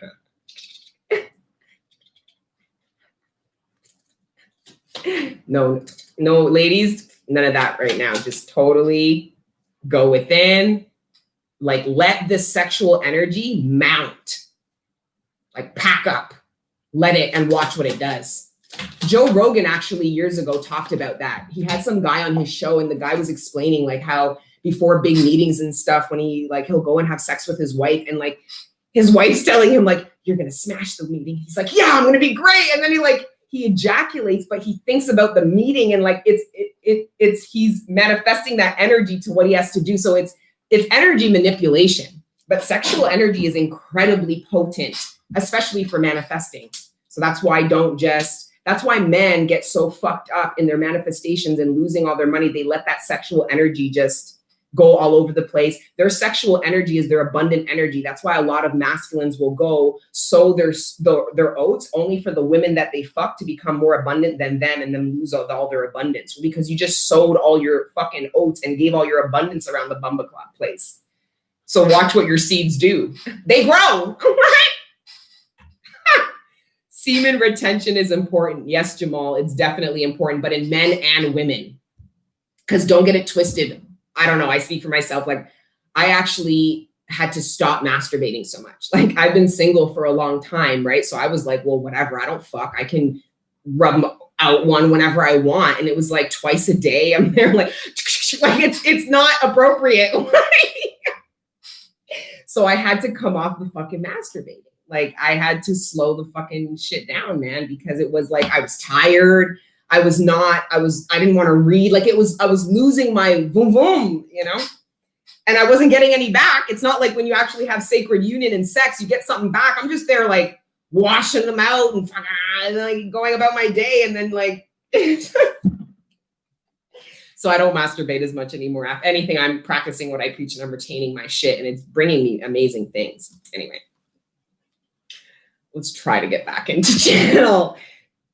Virgos, okay, 10th house of social status, ambitions, motivations, career, status in society, government, authority, father or father figure, the breadwinner of the household, one's public appearance, images at large. Okay, like I said, I already started the January readings I read for for Virgo, and there was like a similar type of energy, but I'm just going to read this. I'm just going to channel for you as is, okay? I am tapping into a lot of this awareness surrounding the projection of an image. So I feel like Virgo, because what I was getting in the January reading was there was this massive change to your daily routine. And it was kind of jarring for Virgo. But at the same time, Virgo was allowing the change because Virgo wanted to get from one energy and way of living to another, but was having some struggles. Thank you, Mosey, again, right? But here it looks like some of you guys are looking at what motivated you to pick the career path, to pick the partners, to be what it is that you are. Because I'm feeling like with regards to career and your ambitions, what was motivating you was actually external influence surrounding status. What will get me the respect, admiration, and attention that I never had growing up, but that I know I deserve? It will be this career, right? So I'm just seeing that some Virgos are looking at this pathology going, is this really what I love to do? Or is this what I thought would be best for me at the time because I needed all these things like validation, attention, abundance, status? Because I'm tapping into some Virgos that don't give a fuck. Because what I'm feeling is that you guys don't give a fuck about status. So that tells me it's because you're there. You feel that way now because of what you've been through, which means you did everything required to get the status you were told you needed, and nothing they said you would get was promised to you. Happiness, freedom, stability, none of it. So you're going, fuck status. What the fuck is status? A lot of you guys have been surrounded by people of status and realize how unabundant they are. So you're kind of like, fuck status. I know a bunch of people who have money. They have no fucking love. They treat their children like shit. They're fucking riddled with debt, fucking court, like all kinds of shit. There's something about this status. And I see Virgo going, fuck it. This is all bullshit. It's all for the birds. Like, I don't know. Virgo's in a mood. Virgo's like, fuck it. Fuck you. This is what I'm hearing. I don't know. This is the 10th house. This is Capricorn. Yes, this makes sense. Status, prestige. This is, wow. This is a full new integration of Virgo into the 3D. So you still are career driven. You still care about money and abundance. You still care about status. You are redefining it. Oh, this is big. This is when you become a leader. So you are creating a new trend. Virgo is creating a new trend in Capricorn 3D energy. Because I'm tapping into a bunch of Virgos who kept up with the Joneses. They learn how to keep up with status only to get to a point where they're like, fuck the status that I have been told I need to live. I have a different standard for what status is and what I want to reflect. What's abundant, what's stable, what's the kind of authority too. So I'm tapping into, for some of you, this authority, father and father figure. I am tapping into some masculines that are going through a completely revamp, meaning you are being reborn into the man that your ancestors fucking raised you to be, and not the man the Matrix told you needed to be to survive. Okay, that's really, really important for the masculines. We're done with that. It's freedom. Are you a revolutionist or not? A lot of you guys are pushing the revolution because of this whole status thing. A lot of you guys I'm tapping into, you have money. You're recreating what status is. I'm also tapping in with this Capricorn energy. There's going to be a complete revamp to what celebrity is. Because a lot of society put a lot of focus on entertainment. So a lot of celebrity is surrounding entertainment. A lot of people associate celebrity with entertainers. That's how long we have celebrated people who are able to entertain us. Right? That's changing. And I feel like Virgo has something to do with this change. Your energy is changing. So you still want the recognition. You still want the validation. You still want the respect, but you are now expecting it, not expecting it. You are now projecting this in a different way because you want it back in a different way, in a more authentic way. I don't know. That's kind of hard to explain, but let's keep going. Virgos, I have killed myself for simplicity. I have different thoughts for. Hi, baby. Hey.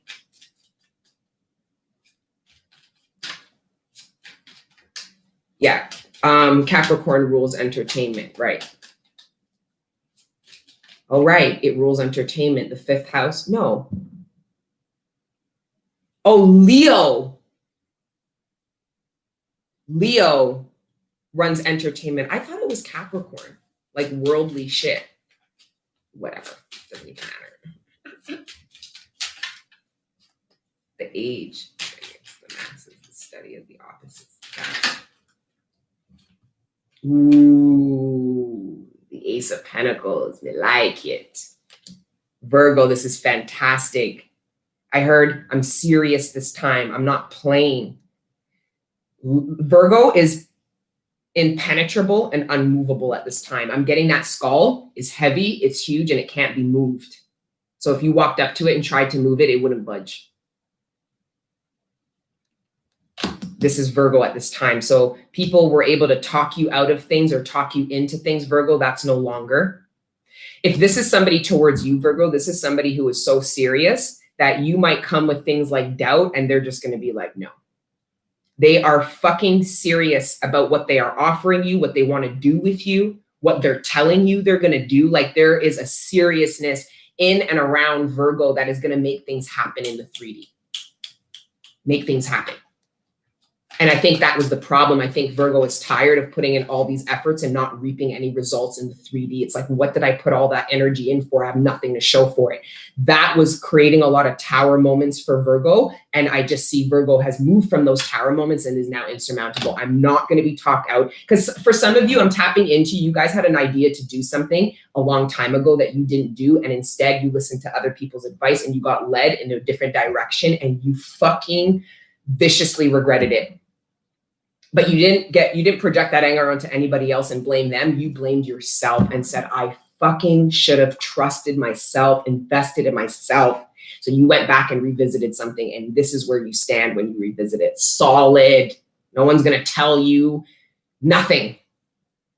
You're so fucking solid into this. And I don't even know what it is. I just know it's not something that anybody can talk Virgo out of like they did last time is what I heard. Like they did last time. That's why I feel like it's something Virgo went and revisited out of love for themselves. Virgo went back and reclaimed their gold. It's almost like Virgo, your intuition was telling you that your treasure chest was in the bushes to your left. And people were like, no, look at this path. It has to be on the path. Let's go, let's go, let's go. And you didn't trust your instincts and you followed the path and it led you to nothing. If anything, you had to spend whatever little coins you had on that path and you were left with nothing. You guys are tracking right back down that path to that bush and you're like, I'm going to get my shits. Fucking love that. Because that's, what, Virgo? That's how you're feeling? Ace of Cups, Ace of Pentacles. This is what Virgo's saying? Jeez. Jeez. That's intense. Ooh, Virgo's like, I'm not playing. I'm not playing. This was Virgo. This was the scene. This was Virgo. Virgo, this was, I'm getting this was you or this is somebody else because you could be these aces, Virgo. And someone is very serious about you. And I'm not getting that this is somebody you dated who did you dirty and destroyed this. No, this is somebody can come back to this because they didn't destroy it. Right? They just left it behind. They didn't opt to it. They didn't even really see it. They weren't sure it's that. So this is somebody looking back at this before they left it behind. See, they're not really sure. They're about to move forward, but something's going, They keep looking back. They're looking back at this. Love and stability. Something they really want. So someone's returning back for what they want, or this is you, Virgo. It could be anybody or anything or anyone.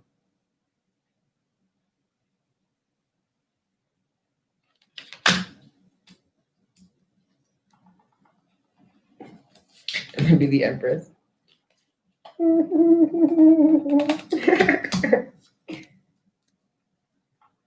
Now I'm hearing it's raining men.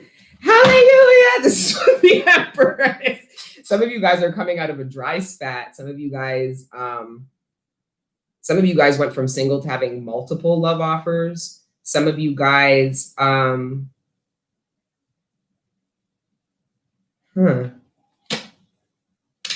wow.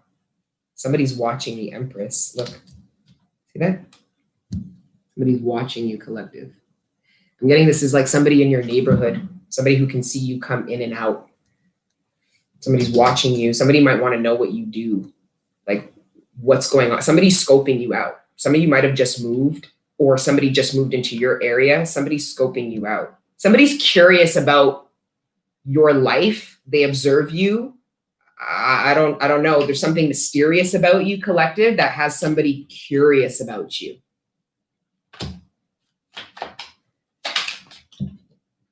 The King of Pentacles, shit.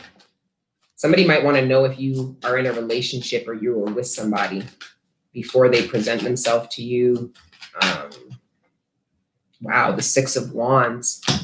Somebody got something back. Somebody won their money back, their property back. Somebody won something in court. They got their bag. There's a celebration here. Somebody was also promoted or received a big bonus. Some of you guys received a large sum of money that's going to allow you to do a celebration, a family trip, a vacation, something you had planned to do. You're celebrating the ability to do something because something came through, whatever's in that chest.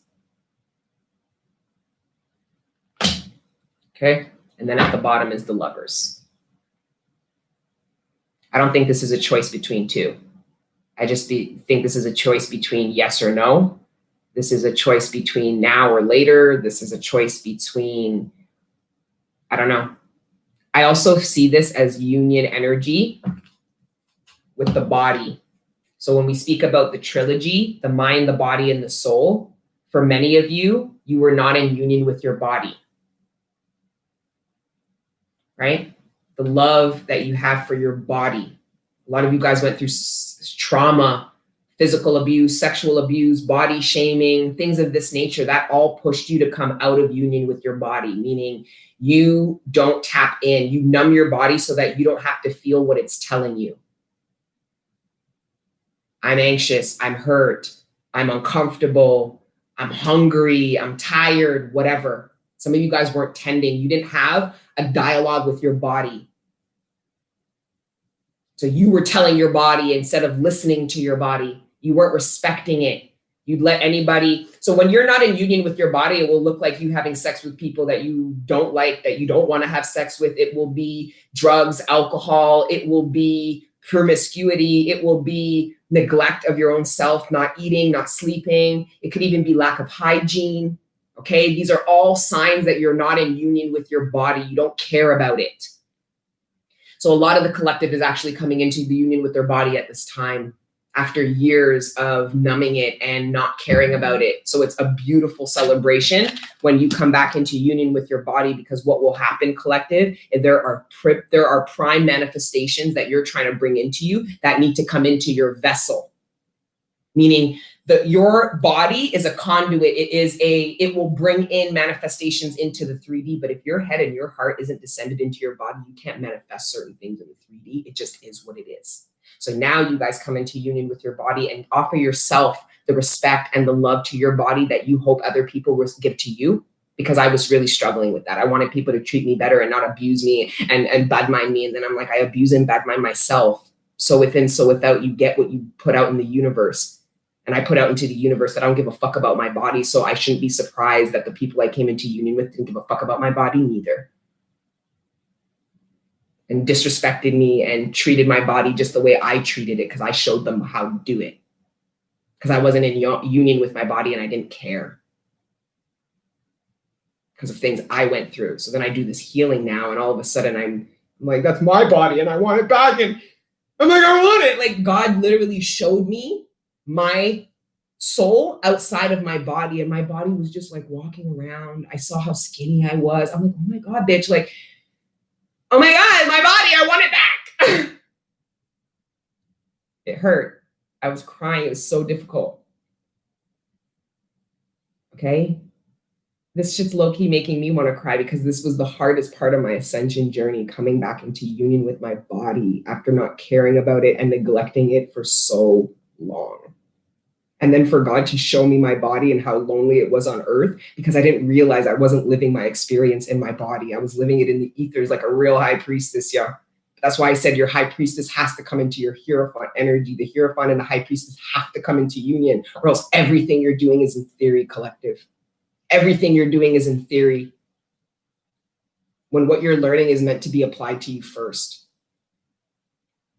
Okay. I don't know what sign we're on. This is what I meant about all the signs. Like I lost track. Now I don't know. I feel like I want to go for a cigarette and I'm quitting smoking. Like it's all this. I gotta pee. I love you. Thank you, Terry Lynn, my fellow high priests and high priestesses. Thank you, Blessed Energy, Sweet Face Camille. I appreciate you. Lion 21177, Lauren K. Appreciate you guys. I also appreciate you guys for taking me as I am. I was really triggered by this Karen energy on the Patreon. And it's even more here, but I don't want to focus on the Karen energy that would love me to do everything they would like a house nigger to be perfect for them. Instead, I just am grateful for the people who take me as I am and resonate with me as I am. I need to stop putting the attention on the trolls and the Karens and cussing them out. Instead, I want to surround my being and my spirit with all the love I get from the people who fucks with me in a real way and resonate with me and have been doing this journey with me for over 2 years. That's what I give a fuck about. 2.5 years we've been doing this shit. You think it's a joke? What, you think we were just sitting here talking about exes returning back? No, man, we were doing fucking work here, okay? Real work. Yes, Asha. This bitch wants me to microdose. Shit, I haven't done fucking shrooms in forever. Like psychedelics, I'm scared. I'm scared. I always have like a really spiritual experience. I did shrooms twice and I had like 2 very spiritual experiences. Some of you guys are doing psychedelics. Oh yeah, some of you guys are doing some serious psychedelics. That looks like an acid trip. Yeah, some of you guys are doing psychedelics. Anyways, let's keep going on.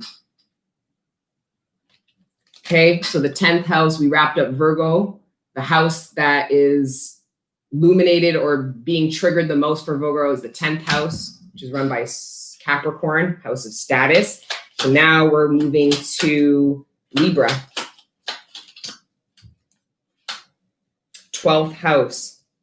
This is house of Pisces. House of self-undoing. The mysticism and mystery, places of seclusion, such as hospitals, prisons, and institutions, including self-imposed imprisonments, privacy, reflection, self-sacrifice, unconscious, dreams, unknown enemies. I feel like with the unknown enemies, I think you guys revealed a part of yourself that was an enemy to you. Yeah. Some of you guys realized I am my own worst. You know that saying, I'm my own worst enemy? Well, some of you guys revealed a part of you that was against you, that wasn't for you, and it was your shadow. So some of you guys are doing this inner shadow work, okay? And it's revealing these self-imposed imprisonments. That's what I mean. These unknown enemies, you were imprisoning yourself due to some limiting belief. And I've been tapping into this with Libra for a while. It had to do with love, loving again, actually being able to manifest love at the optimal, like in the way that you envisioned it. I'm also getting that some of you guys are looking to go into mission. You guys want to become frontline workers, whether it's working in prisons or hospitals. Some of you guys are applying for grants because you want to offer a program in prisons. You want to be able to offer a program to prisoners, almost like a help with the rehabilitation. It's like some of you guys are really versed in that, but because of your spiritual journey, it's like you guys have created, I'm getting some of you guys created a program that you want to either pitch to an institution or make an institution within itself. I don't know, mysticism and mystery. I feel like some of you guys, people are seeing you as being mysterious and elusive. And I think people are really curious about what Libra's doing and what Libra's up to. And I feel like you are purposely keeping people out. And I don't feel like it's because you particularly are doing anything. I think it's because you're creating new boundaries with people. I feel like Libra is saying, I let people get too comfortable in knowing what's going on with me and being up in my business and feeling like they have something to say about what I'm doing. Because I feel like Libra was getting irritated about people's feedback. Well, it was like, Libra, people give you your feedback because you open up your whole life to them to do so. So I am getting the impression that you are coming off as mysterious because you guys pulled back. And I also think this mysticism is because of how you're moving. I think you guys are moving differently. You guys created boundaries, so you're coming off more mysterious, but you're moving differently. So your energy has this mysticism to it. very elusive, very enticing. But at the same time, it's like you're drawing people in, Libra, and then they can't get any closer. So you're drawing people into your new boundary. It's like you're teaching people, oh, you can come, but this is as far as you get until I decide otherwise. Where before, I think people just had access to you, Libra. And I think that became very exhausting. Okay. Somebody is outing a hospital or a prison. Somebody is outing. They're outing. Somebody is admitting to something they did, self-undoing. Somebody's admitting to what they did, but that inherently puts this institution in a position to have to take accountability. Because somebody's going to go, yes, I fucked up. I did something wrong, meaning they're even open to taking prison time. Somebody is telling the truth about some malpractice that they were a part of in a prison or a hospital. The problem is it now lifts the lid on the whole issue. So this hospital, this prison is now going to get outed. And then it's like this investigation then reveals more and more and more. But it starts because of somebody wanting to admit. They're like, I fucking did it. I fucking did it. And now they're going, you did what? And now it's like, oh, you did it and they did it. And oh my God, this has been happening for a long time. It's something to do with malpractice in a hospital or a prison. There is a healthcare worker in a prison who is a straight serial killer or a demon. And there's people who have been complaining about this healthcare professional for a very, very long time. This healthcare professional in this prison kills somebody one day. The problem is it's going to be revealed that there has been multiple complaints about the malpractice of whoever this healthcare worker is in a prison environment. But this ends up, so this is where you guys have to understand when people take the path of Christ consciousness, a lot of the time when you die, it's going to do exactly what Christ's death did. It's going to initiate. Like the man that the cops had fucking screaming, I can't breathe, I'm going to die. And they killed him in front of a bunch of people. That traumatized you no different than it traumatized us when we watched them hang up Christ in front of all of us and his mother. Okay. So this is going to create change. These are martyrs. These are martyrs. These are people who die for us to invoke change. They agreed before incarnating here to sacrifice their life. Wait a minute. Miranda Leak, you're out. You need to ask yourself how you even got in here with your misaligned ass. You're laughing. I bet you if I took 2 peeks into your fucking text messages and into your life and at your social media, I'd be laughing twice as hard. Miranda, take your coon caker ass off my shit. Or else let us know where we can find your handle and your platform so I can go there next and laugh at you.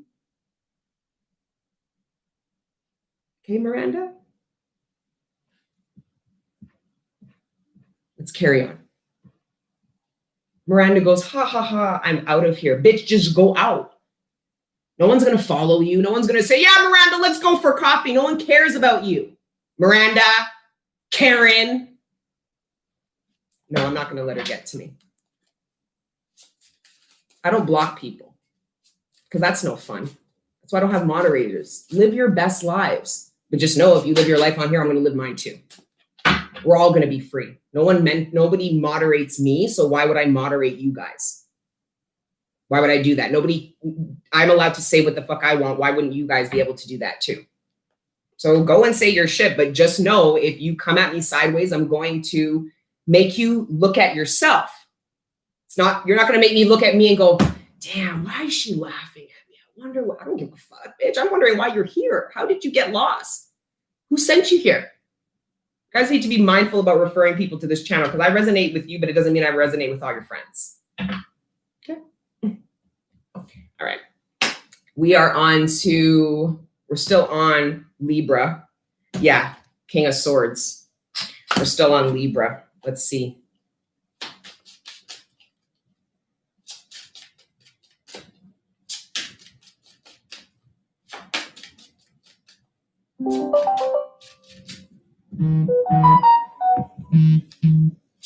Because you have to understand, 2020 is the year of conflict. It's the year of change. These people who live with this privilege, these trolls, they're going to get rocked so intensely, you're going to be wondering where they are.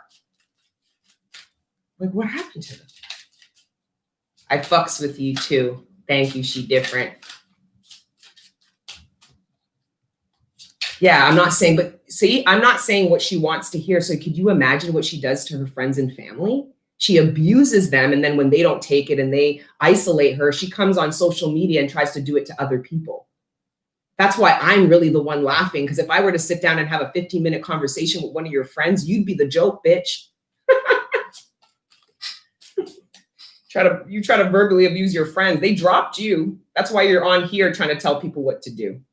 Nobody took your advice in your own life. No one's going to take your advice here, bitch. Don't try me. Create your own platform and we can all come over there and see what the fuck you have to say. Right? Anyway. Okay. So it looks like Libras are juggling two opportunities. I'm getting two ways you can go about something or two ways you can go. I'm also getting with these keys that you guys are shopping around apartments. You're wondering if you should stay where you're at or take this opportunity to move. It could be with a new partner, but I'm getting it's in a new, some of you, it's a new apartment in your building. For some of you, it is a apartment or a vacancy in somebody else's condo. It would be like an upgrade in living. Some of you guys are determining whether it's worth the money.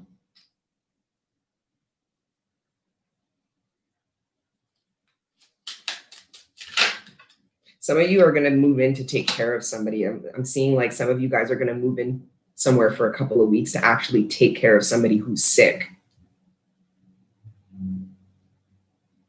King of Swords and the King of Wands. The King of Wands is in reverse though. And the Empress, that's you guys. Some of you guys have a decision between two men or two employers. Or this is an opportunity. It's like the devil you know or the devil you don't. I feel like some of you guys are going to get an opportunity to leave. Like you don't like the boss that you have. You're getting an opportunity to move, but I don't know how you're going to feel about this new boss. So again, it's the devil you know or the devil you don't. You might feel like the boss that you had that you didn't like, that you initially requested a move from was bad, but you might feel like this new one's worse. So just be careful about that. I don't know if either of these pentacles that you're juggling are actually good ideas.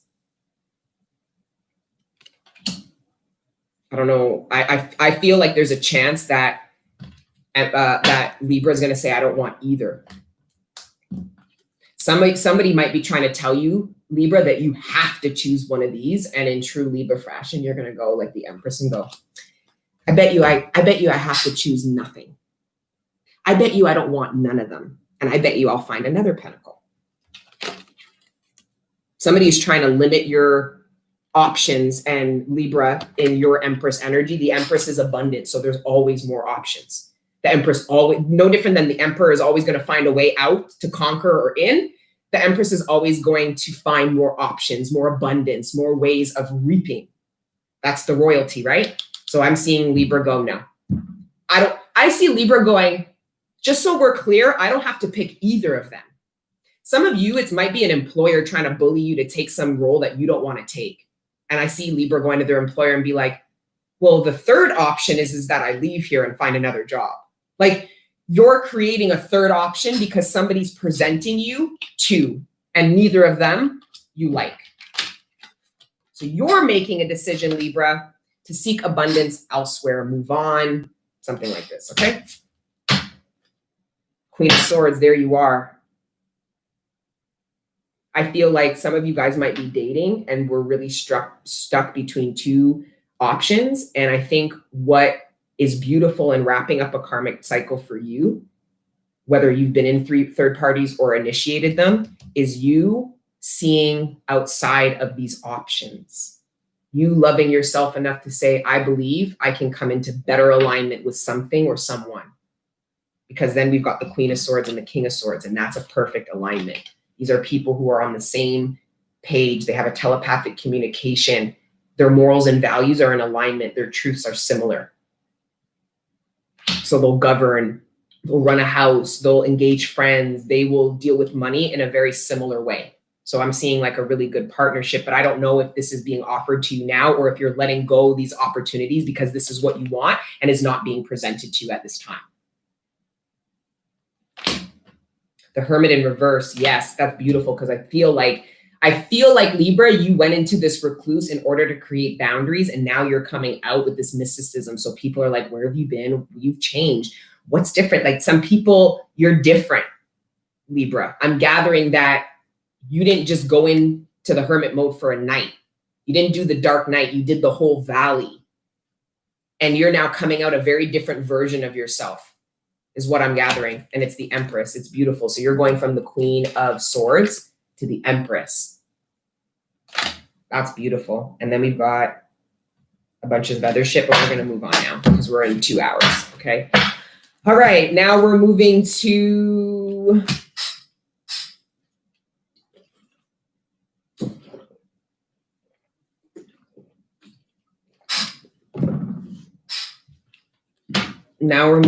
what?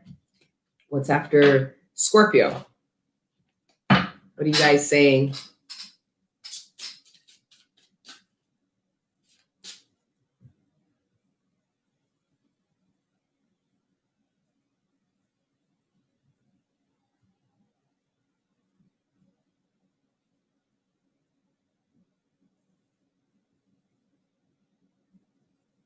You guys are telling me to go take a break.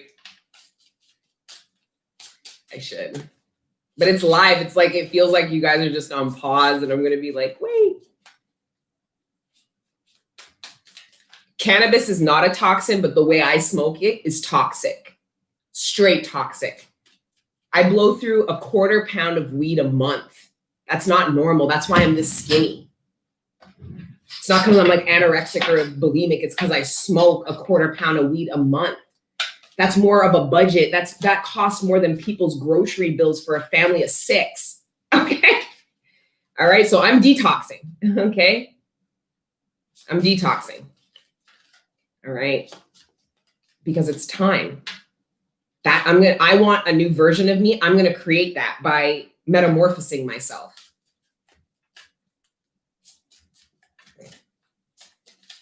Great day to all. Hey. Hydro, yes, hydro, indica, straight indica, Death Star, Pink Star, Pink Death, whatever these fucking names are. Like, I can't keep up, right? But I just knew that it was the most expensive weed I could get. It was the best weed I could get. It's like, how high does a bitch need to be? It's like, what am I trying to do? Oh, I was totally trying to disassociate myself from my own body because I didn't want to heal the trauma that I had been through. So here we are. It's different, right? When I'm sober, it's different. I'm like,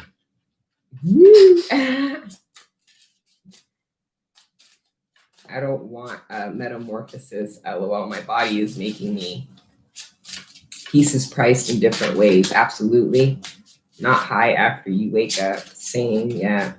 I feel that 100. Wow, sorry. I'm so proud of you. Thank you. I appreciate that. I can't do sativa. It gives me like, I'll smoke through an ounce in a day with the sativa because it doesn't bring me down.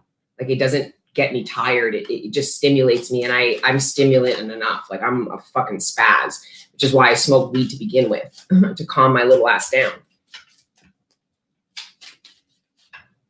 Okay, let's get into Scorpio. Thank you, Father God, Holy Spirit, ancestors, and guardian angels. Thank you for rising me up out of my bed this morning, and thank you for connecting me with the Collective every day. Please continue to allow me to communicate clearly with them all the messages that are in their greatest good, surrounding their material abundance, sustenance, the relationships closest to them, their personal ascension and development, and any other messages that you deem worthy at this time. Thank you, Father God, Holy Spirit, ancestors, guardian angels, for everything you do for me in the Collective on a regular. All the healing energy, the support, the love, the guidance, and the protection. We are nothing without it, and we are nothing without you. So glory be to the Most High forever and ever. Amen. All right. We needed a refresher prayer. Yes, Scorpio. Yes. You guys don't have to stay on. I'm going to save it. You guys can come, and that's why I want you guys to timestamp it so people can see the signs and stuff. And if they don't want to watch the whole fucking thing, they don't have to, but whatever. Thank you.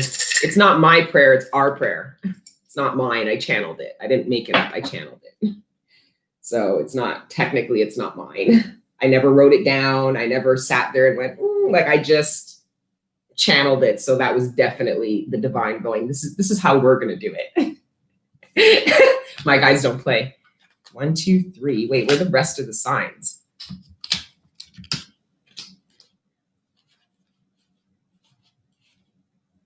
Wait a minute. We've done quite a few here. Oh no, we're almost done. Oh shit. Okay, yeah. It's Scorpio. Scorpio. No, where are the rest of the cards? This isn't right. 1, 2, 3, 4, 5, 6, 7, 8, 9. Yeah, I'm missing cards. I knew it.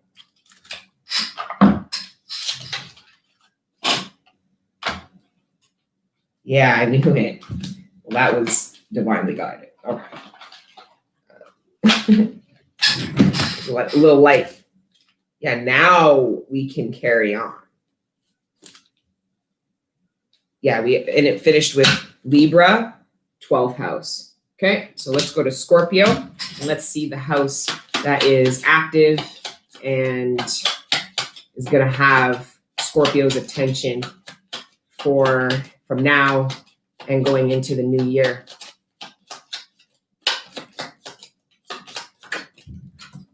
It's the second house of value, Taurus. Okay. House of value, material and immaterial things of certain value, money, belongings, property, acquisitions, cultivation and growth, substance, and self-worth. I don't know why I got this. I got inheritance. Some of you guys don't know you're the heir to something. Some of you guys do and are going to have people fight you with regards to an inheritance, but I'm actually seeing this as something that you're being issued, meaning I don't see you fighting for it. I see it just being given to you. Like, here you go, here's your check, or it's something of that nature. I'm also getting somebody wants their stuff back. Somebody wants their stuff back. Somebody isn't okay with you keeping something of theirs. It could be money. It could be a pet. It could be like other things. It's like material things. Remember, because the second house is Taurus, which is the house of possessions, like your property. So, yeah.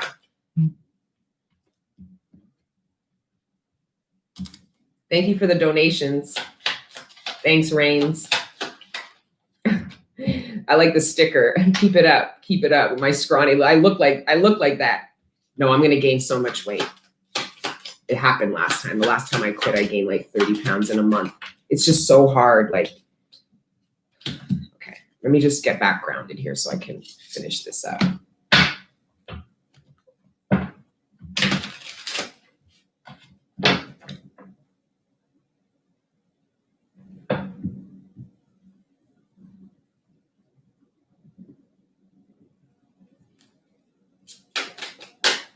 I am going to do it. I'm already doing it. So I really appreciate your encouragement. Thank you, Rachel. I appreciate that.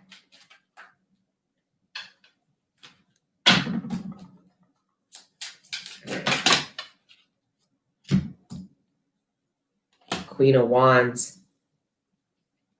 We're Scorpio, right?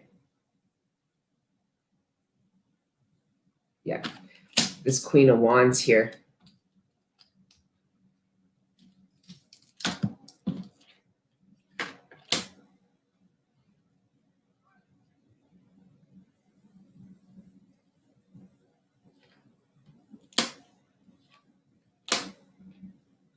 Aww. Aww. This is kind of cheesy, but I wasn't really sure what the vibes were, but then I was getting that because it's the house of value, material, immaterial things of certain value, right? Substance.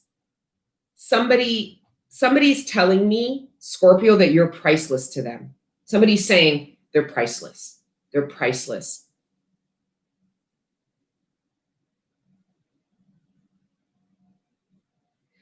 I'm really getting that somebody really loves you, Scorpio. I just don't know what the problem is here. Because this is the 5 of Cups that speaks of regrets. And then with the 9 of Swords and the 8 of Pentacles, somebody is afraid they won't get another chance or an opportunity to express this. Somebody might feel like they do this. So they manifest love and then they don't speak up and then they lose it. Somebody doesn't want to lose you. This feels very romantic. It feels very like passionate, but kind of sweet. Even though it's the 5 of Cups. Yeah, I see somebody is saying, somebody has realized that you are priceless to them. There's no amount of money that would replace what you are to them. I feel like Scorpio, you guys might have actually taught somebody a very valuable lesson about what's priceless to them, what's most important. I think you were dealing with somebody who was quite superficial, or this was you. But then you meet somebody who gets you to see past the value of material things. So now all of a sudden I'm tapping into somebody who was very, very materialistic, who came out of that materialistic mindset because of love, the love they have for somebody. And they're going, there's no amount of money. There's no amount of money. Somebody's also realizing that you can't be bought. Somebody might have thought they could buy you, meaning retain you somehow, get you on their side, get you to, I don't know, somebody was trying to buy you, which feels kind of skeezy, like kind of gross. Not in like a prostitute way, but like buy you, like put you in their pocket. Like, oh, if I give them money, they'll stay quiet. Or if I give them a bit of money, they'll do this and whatever. Somebody was trying to buy you. I don't like that. 6 of Pentacles, Santa Muerte, which is death, and the 3 of Wands. Huh. Somebody's preparing to do something.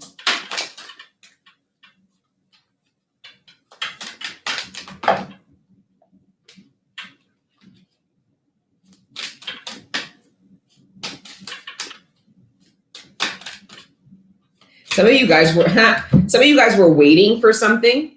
TikTok, 6 of Pentacles, imbalance. You were feeling like you were owed something. That something should be given to you.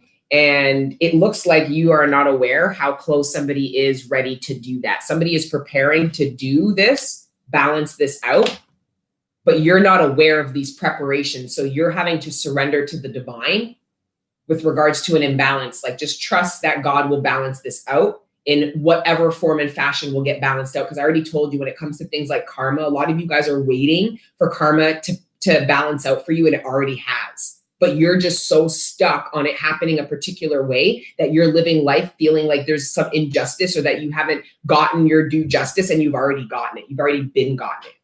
Some of you guys are praying for things you've already gotten. And it's because you don't have awareness and appreciation for what's around you.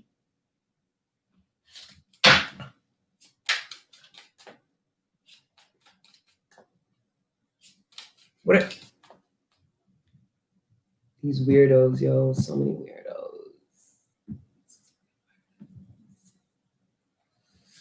weirdos.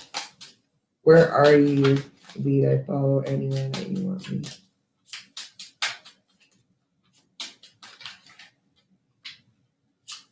Yeah, I had to fucking hide infinite intuition. She's like, leave Miranda alone. I'm like, do you want to turn, bitch? Like, do you want to turn too? Like,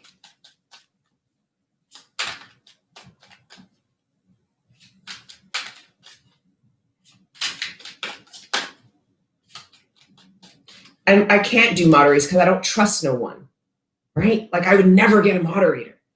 Like, it's so, have you guys ever, in the 2.5 years, have you guys ever seen me have a moderator on here? Have you? Ever?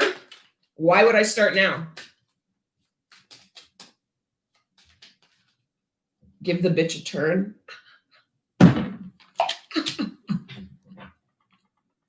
You guys are funny. You guys are. Because you guys shadows, like just like your higher self is very much like mine, your lower vibrational self is very much like that too. Somebody's like, give her a turn too. You can't have karma your way. This is not your fast food joint. Yes. Remember I was on, do you want a McChicken or a Big Mac? It's McDonald's. We don't have no steak, bitch. Yeah, I really lost my fucking mind on one of those people the other day. I just can't. Like, we're moving into a new time where Karens are going to have to prepare to have to defend that. Where before, Karens could live with the prestige where they got to be like that and everybody would just hush up and hold a kana and be quiet. Where now, Karens are going to have to actually hush up and hold a corner, or they have to be gangster and really down to back up their coon ass ways. Like, they're straight up. This is the time we're moving into.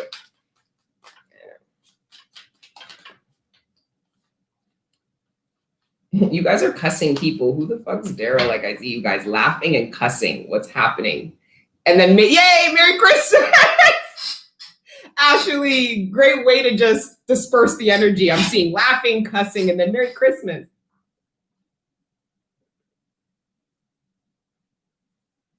I'm not high. Karen can get it. This is the time we're in, man. Karens and Kevins, man. I'm fucking. I don't know if that's the male version of Karens, but they are gonna get it. I mean, they have to change. They knew they were on thin ice. They knew that shit was a facade and was 1 year short of all tearing down under them. Like, I mean, yeah, but some Karens want smoke, man. I'm telling you, like, I've gotten physical with Karens, man. Like, some of them you really got to put out. Like, we're gonna move on. Okay, this isn't a low vibrational. I did so well, 2 hours. We're not gonna botch this for Karen. But yeah, that whole slave psychology, Karen culture is being canceled. Okay? Karen culture is canceled. My rising is Virgo. Brian's and Karen's, that's great. 4 of Wands, stay stable, focus on your abundance destiny, and don't worry about these people. This is the divine trying to get me back on track here. Because they can't make me vibe high. They can just remind me to get back into alignment and focus on what's necessary. Because I just did a whole spiel at the beginning of this video about how we can't give the energy to Karens, that I just want to care about all the people who love me. And then here I am cussing out Karens and Brians and like these fucking people. How did they even find this channel? There's like 250,000 readers. How do you guys even find the shit? Like, how'd you find me, man? Like, fuck. That's why I don't care about the numbers. Like, out of that 100,000 people, you really think there's 100,000 people who fucks with me the long way? No way. That's why I care more about the likes than I care about like subscriptions and views and shit. Because who are these people, man? Half of them don't like you. Half of them don't give a fuck. No, Dark Phoenix, you go breathe. Because I think you're stressed and you have a lot of, I think you need to go and breathe, Dark Phoenix. Anyways, we're going to move on. What's the next sign, guys? I'm getting tired. I'm starting to go on the fritz. What's the next sign? Oh, wait. For Scorpio, let's just pull a Lenormand. Thank you, Anthony. I tried. I did a little hair for you guys. I don't try much. No, I don't. Wow. Ooh, this is some drama here because this is the karmic feminine. This is strange because there's a masculine who is loyal to this karmic feminine, meaning, so this is a masculine who's with a feminine, but this masculine is still, so this is a feminine who thought this masculine left another feminine behind. Like this feminine's going, oh, he's done with her. I've got him. My tits are out and I've got him fucking hook, line, and sink him, right? The problem is this masculine or whoever this is still loyal to the past. They're still watching somebody from the past. They still have love for somebody from the past, but they're not engaged with the past. This is somebody who is with their karmic partner because in this deck, there's the 2 of Pentacles is the karmic feminine, the 2 of Swords is the karmic masculine, and then the Ace of Swords is the divine feminine, and the Ace of Cups is the divine feminine, masculine in this deck. So that's the karmic feminine. That's why I was saying that. There's a feminine who is really upset that after all this time, their partner is still curious and interested in another female. So there is a feminine talking about how heartbroken she is that this masculine's still in love with somebody, period, point blank. I don't know how else to explain that. And it just seems like this karmic feminine doesn't know what else to do now. She's done everything to try to get this masculine to move on, and he still has his head all the way back. Like, you get me? But his loyalty is in this home. And it's funny because while this masculine is sitting here loyal in this home with this feminine, reflecting on somebody he loves, this feminine is trying to get attention from other masculines. That's why her tits are out that door and she's not even a prostitute. That's what it said in the book Eugene provided. I didn't even make that shit up. Eugene said that she was a fucking acting like a prostitute, but she's a fucking woman of fucking honors. You can tell by her hat and her lace. Prostitutes couldn't afford them things. So it's like, bitch, what are you doing? Put your tits away.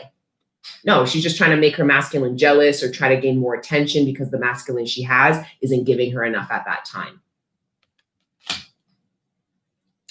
There's also a feminine who's holding on to a masculine because of money. There's also a masculine who is about to tell this feminine that has been holding on to his money, I ain't got no more. There's a feminine who is holding on to a masculine because of money, only to go to the bank and find out that this man ain't got none. He's broke. So now that's probably why there's a feminine trying to gain attention from other masculines, because she found out her masculine is broke. He don't have anything. At the bank, he ain't got nothing. Look at him. He's going like, he's got like a couple dollars tucked in like the fucking side of the fucking, you know, the panel of the wall. Like, this guy ain't got no cash. He's probably got like $3,500 in like a shoebox that he's trying to hide from this bitch. You know what I mean? Like, that was a funny one. Yeah, that was really funny. Okay. Anyways, we're gonna move on. Let's go to Sagittarius. All right. So that was Scorpio, and the house that was represented most and will be triggered is the house of value. But it's not just material value, right? It's also what means the most to you, what's valuable to you, which should be tethered to your self-worth. So there is what's valuable to you, because like I said, I was going through this whole thing where what was valuable to me didn't have anything to do with my person. Money was valuable. The people who helped me are valuable. Like, this is valuable. But I'm like, what about me? What about my body? What about my mind? What about my heart? What about these things, right? So anyway. Oh, I was going through it. But it's all worth it, man. The fuck are we on earth here doing? If we're not going through it, learning, developing, growing, and ascending, then you're literally rotting from the inside out. Like a fucking ball of rotting flesh. If you're not ascending, you're rotting. Literally. You're either growing and ascending or you're rotting.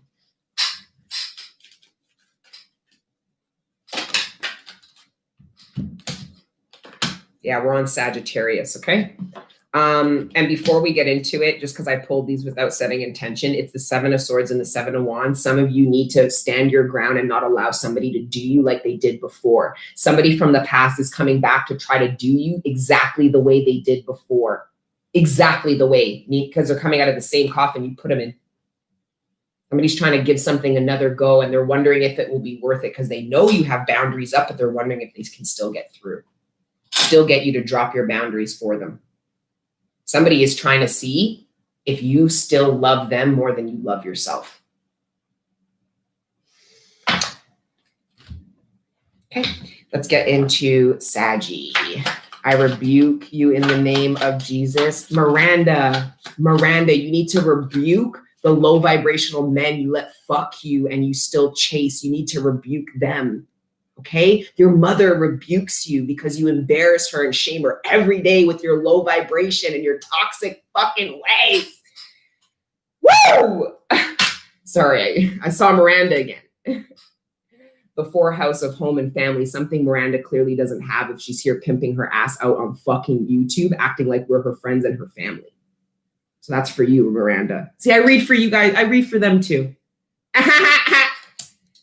Fucking twat. Anyway, you can't rebuke me, bitch. The fuck? Rebuke me? Miranda doesn't have any rights. Okay, she forfeited them when she decided she didn't want to be a fucking human anymore. Okay, so she doesn't have rights. Only humans have rights. Okay. No, forget her taking time away from Sagittarius. She's taking time away from her fucking kin, the people who actually need her and rely upon her. And instead, her lazy ass is sitting here on fucking YouTube for hours.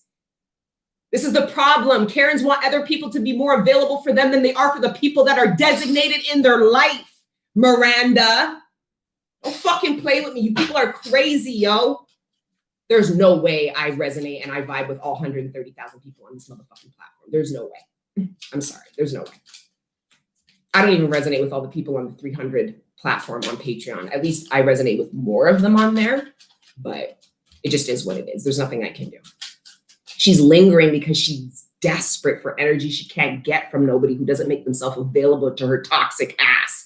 So when people have burnt bridges with their friends and family, and their friends and family no longer want to make themselves available to them because who wants to be around a bitter bitch like her, they come online and leech off of these chats. Your energy, mine, bitch, you're for the birds. You need a fucking bath, bitch. A proper scrub, you know, with a cloth. You bitches don't bathe with cloth, okay? Anyways.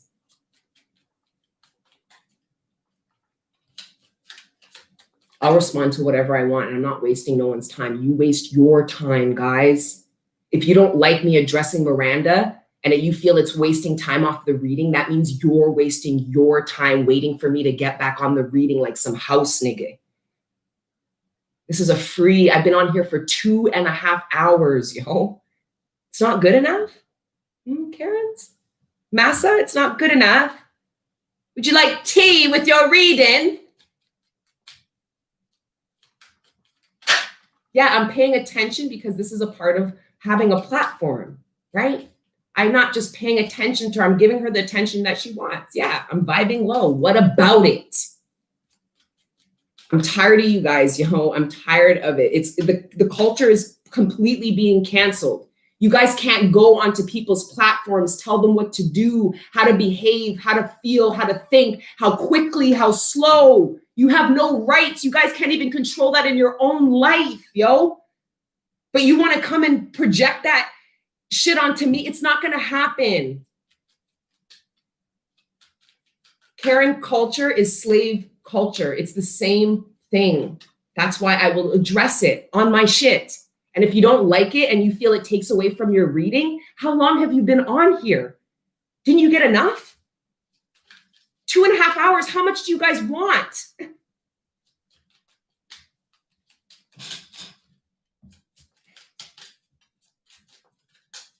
I do what I can. What do you want from me? I do what I can with these people. I'm so over this now. Anyways, and that's what Mirandas do. And that's why I really shouldn't address it, because that's what the demon energy in them that they're so unaware of is really trying to do. The demon energy wants me to just stop. Aren't you tired of this? Stop connecting. You're spreading high vibes. You're making people laugh. You're making people think. These are all high vibrational things. And then somebody like Miranda comes in and my petty little fucking inner demon's going to go, yeah, bitch, I've been waiting to address you.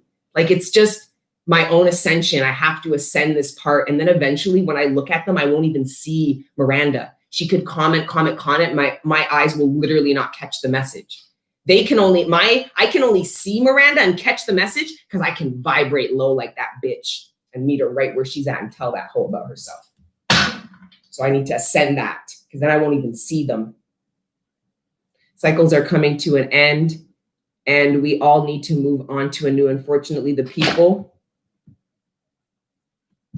who don't do the work get stuck broken down on the side of the road while we pass them by. Much love, Queen. Super adjustable. I'm sorry, guys.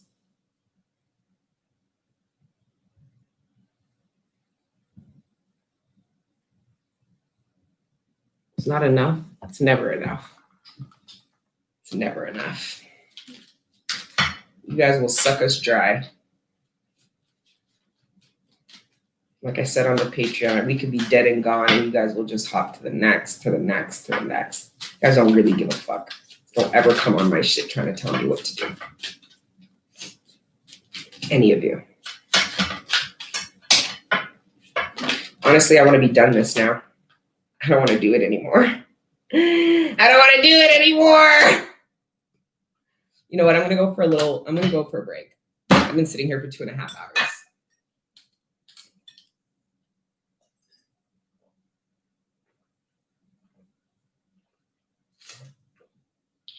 Because it does feel like that. It's like it's never enough. I pour my fucking soul. It's like, what do you people want, yo?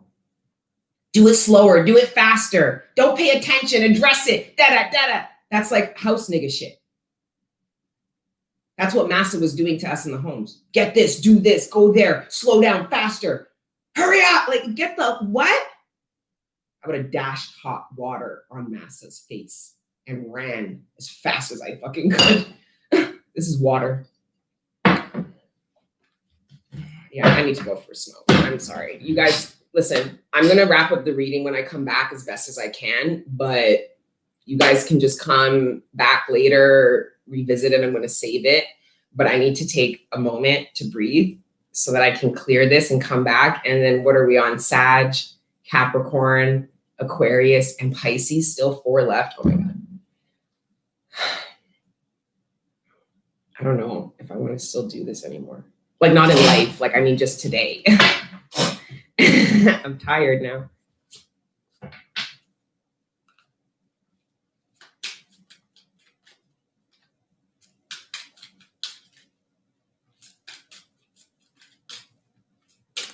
I appreciate you guys. And don't let me addressing that low vibrational behavior, because my higher self gets disappointed by me addressing the low vibrational behavior only for the simple fact of what it gives the impression of. And it's that I'm not, that the energy I primarily feel is all the love, light, validation, support I get from my brothers and sisters on here. So my higher self's like, don't address it, because then it gives the impression that the main source that we're getting is low vibrational, and it's not. I get pure love. Pure love. Okay, just give me 2 minutes then. Okay. Okay, I'll be back. We're chilling. It's Saturday. We're chilling. I'm gonna go kick Karen's ass and come back. Okay, I'll be back in 5 minutes, guys. Okay. Fucking Karen. This bitch.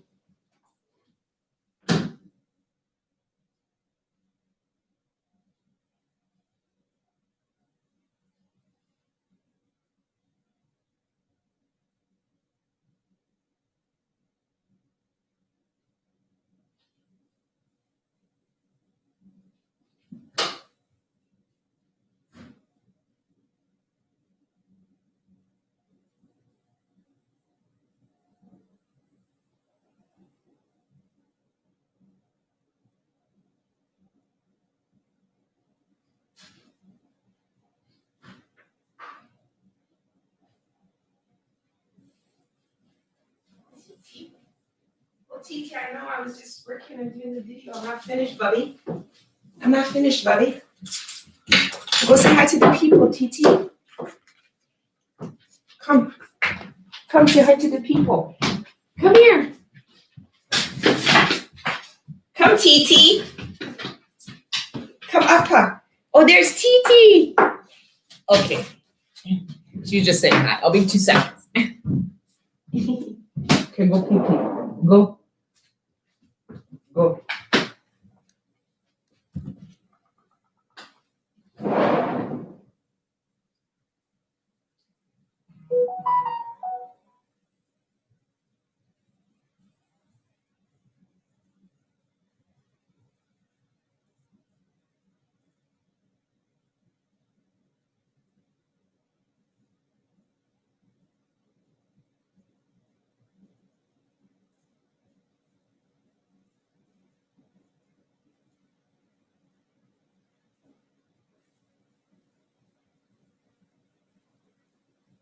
pee-pee.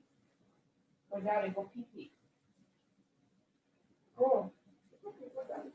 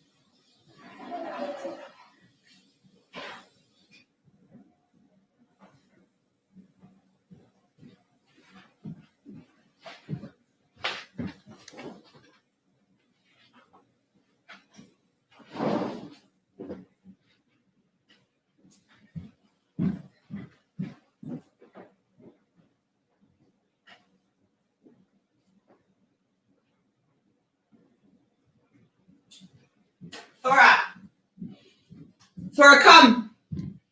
Yeah, come now. Okay, mommy's gonna finish. Okay. Oh, you guys really waited for a sister, eh? What's going on, guys? I had to pee and just go for a little quick break and just ground myself and cuss bad words, and now I'm back. Yes, light your incense. All right, let's do this. Okay, so we're on Sagittarius. For Sagittarius, we got 4th house of family and home, ancestry, heritage, roots, early foundation and environment, mother or mothers as figure, the caretaker of the household, comfort, and cyclic end of matters. So this is the 4th house of Cancer. Right? So Sagittarius is, I feel, have a focus on house and home. And I think the focus is, I feel like it's after really harsh realities and realizations about the current state of house and home, family, friends. And I feel like the focus is now about how to rectify, how to make better, how it needs to be now. So I feel like a lot of this last quarter, this last half of the year was really tough for Sagittariuses, because to be at this point, to know what to do going forward and feel like there can be a change, there would have had to be really serious realizations that had occurred.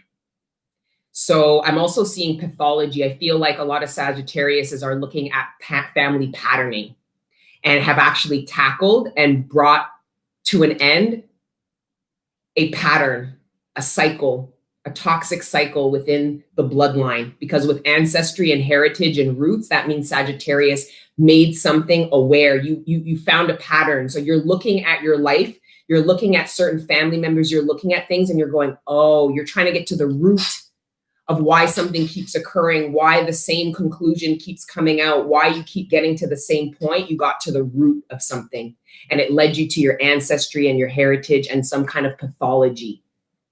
So I feel like a lot of Sagittariuses are breaking a pathology, meaning your children's children's children are not going to have to inherit this cycle and do the same things over and over, only to suffer the same outcomes. So this is really big energy for Sagittarius. I feel leadership in the house and home, whether male or female. I feel like some of you guys, I don't know, it's really, really good energy, I feel. That's really nice. Okay, but let's pull some Lenormand and break this out for my beautiful Sagittariuses. Please keep time stamping for folks. Thank you, because this is the longest live I've ever done in life. I thank everyone who has come through. I thank you guys all those likes. You know, like I said, I don't care about the numbers. I more care about the likes, because that reflects the people who fuck with me, engage with me, and resonate with me, right? So yeah. Let's see. Ooh, shit, Saggy. Some of you guys identified a problem and it was a person. And this person isn't responding well to what you brought to light about them, because I'm getting the impression, Sagittarius, you brought this to light amongst certain people. Like, you're like, we're going to get this all straight. Like, let's not pretend that you're like this. Okay, let's not pretend you didn't do this. Let's not pretend. Like, I feel like Sagittarius is calling somebody out. I feel like Sagittarius is also, you're giving somebody no room to not be accountable, because I feel like Sagittarius, you might have enabled somebody. It's okay, don't worry, you know, it's all right, soft, like that kind of shit. And it enabled somebody to not see themselves as being a contributing factor to toxicity, to a problem. And now Sagittarius, the person who was enabling, now has the hard task of having to let somebody know, you know what, that's not actually the case. And no, you actually didn't da da da da da.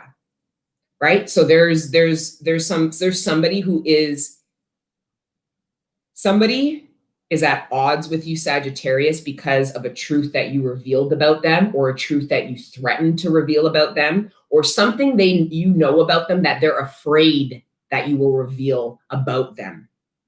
For some of you, somebody is treating you poorly because they assume that you said something, but you never did. So they end up, this Queen of Wands ends up exposing herself, all because she thought you would have exposed her. But it seems like, Sagittarius, you were loyal. You didn't want to get involved. You weren't going to throw anybody under the bus. You just wanted to fix a problem. Somebody's ego got involved and totally outed themselves, if this makes any sense.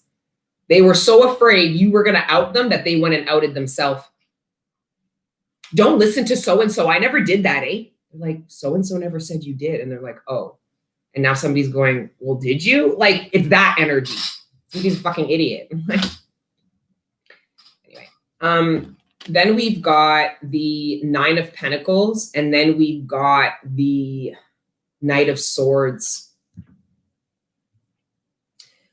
I'll be honest, this wasn't good energy I got.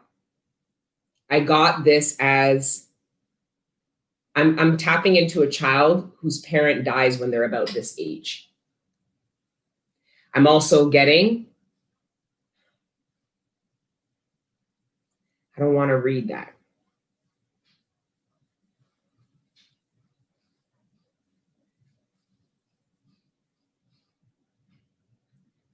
I don't have the capacity to read that right now. Okay. Divine said it's fine. I got all like, I'm like, I don't want to read that. Divine said it's okay. Just move on then.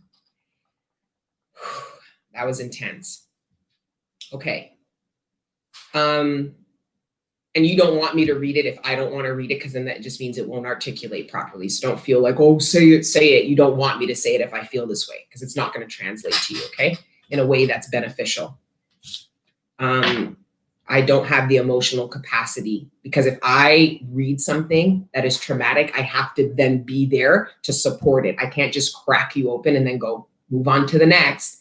So I don't have the emotional capacity to tend to what it is the divine's asking me to crack right now. And that's okay. The divine's saying it's fine.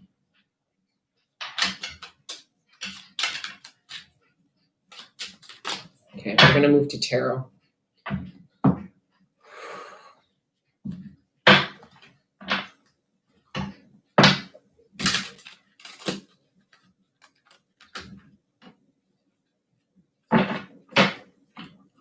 Somebody might get news. Somebody's child's mother is trying to take this child away permanently.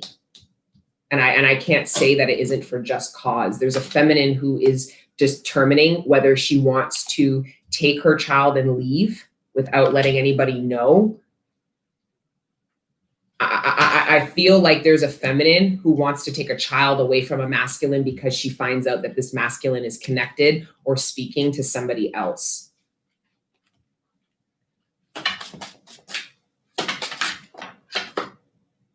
Then the Nine of Pentacles.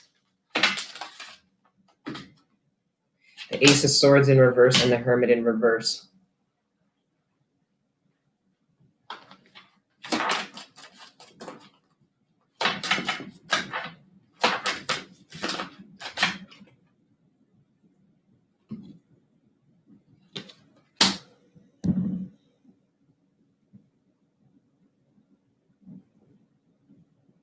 Sagittarius, I feel like you're coming out of a period of reflection. I feel like Sagittarius is we're really reflecting and we're really trying to determine and was really trying to find a way to see a victory with somebody, trying to make something work, long and short. And I feel like Sagittarius has let something go and realizes it can't work or something can't be done. I don't know. The Ace of Wands and the Five of Cups in reverse.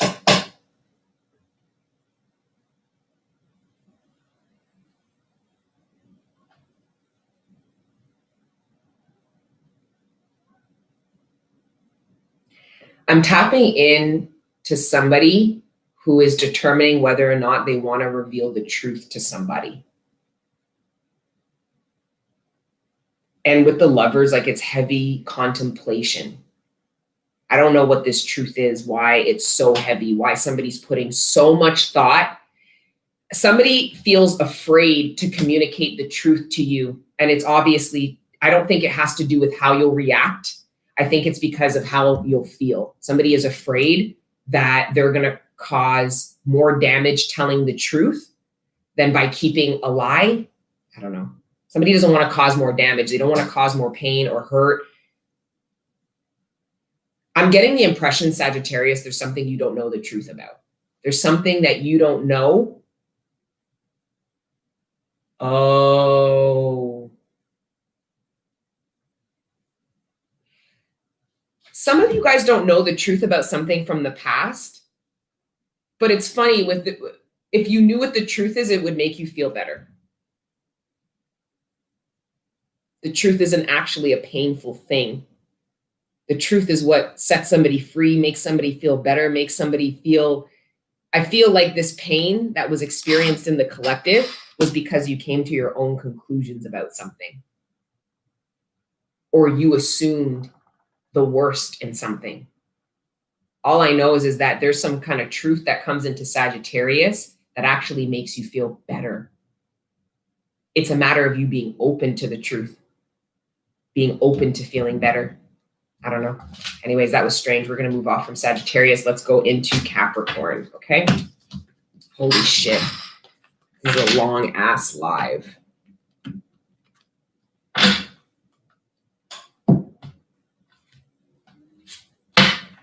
One plus one is two. Is it?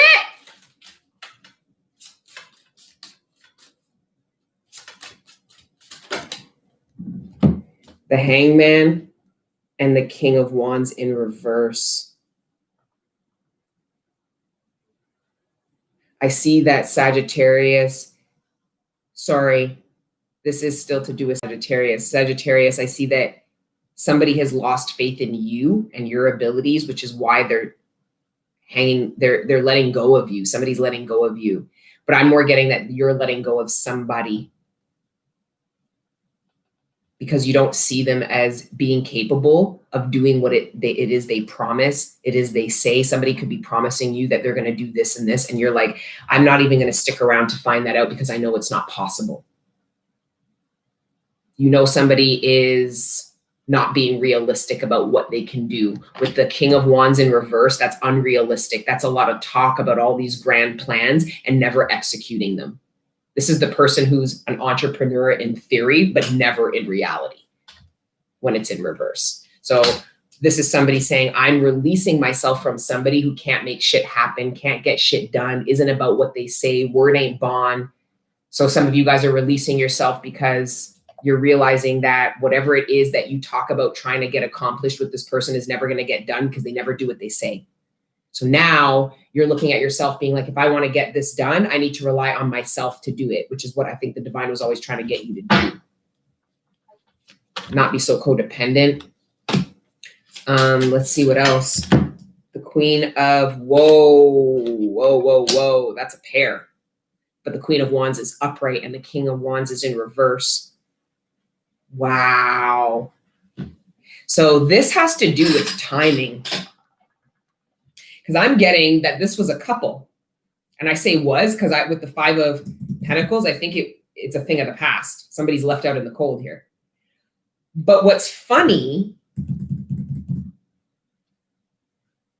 I'm getting the impression that there's just a switch here. This to me is a reflection of this relationship here being karmic and not actually being in alignment, because the timing was always off is what I hear here. The timing's always been off, meaning you might have made up to break up or tried several times to come together with somebody and the timing was always off. It was that timing off was to show you that you weren't in alignment with this person.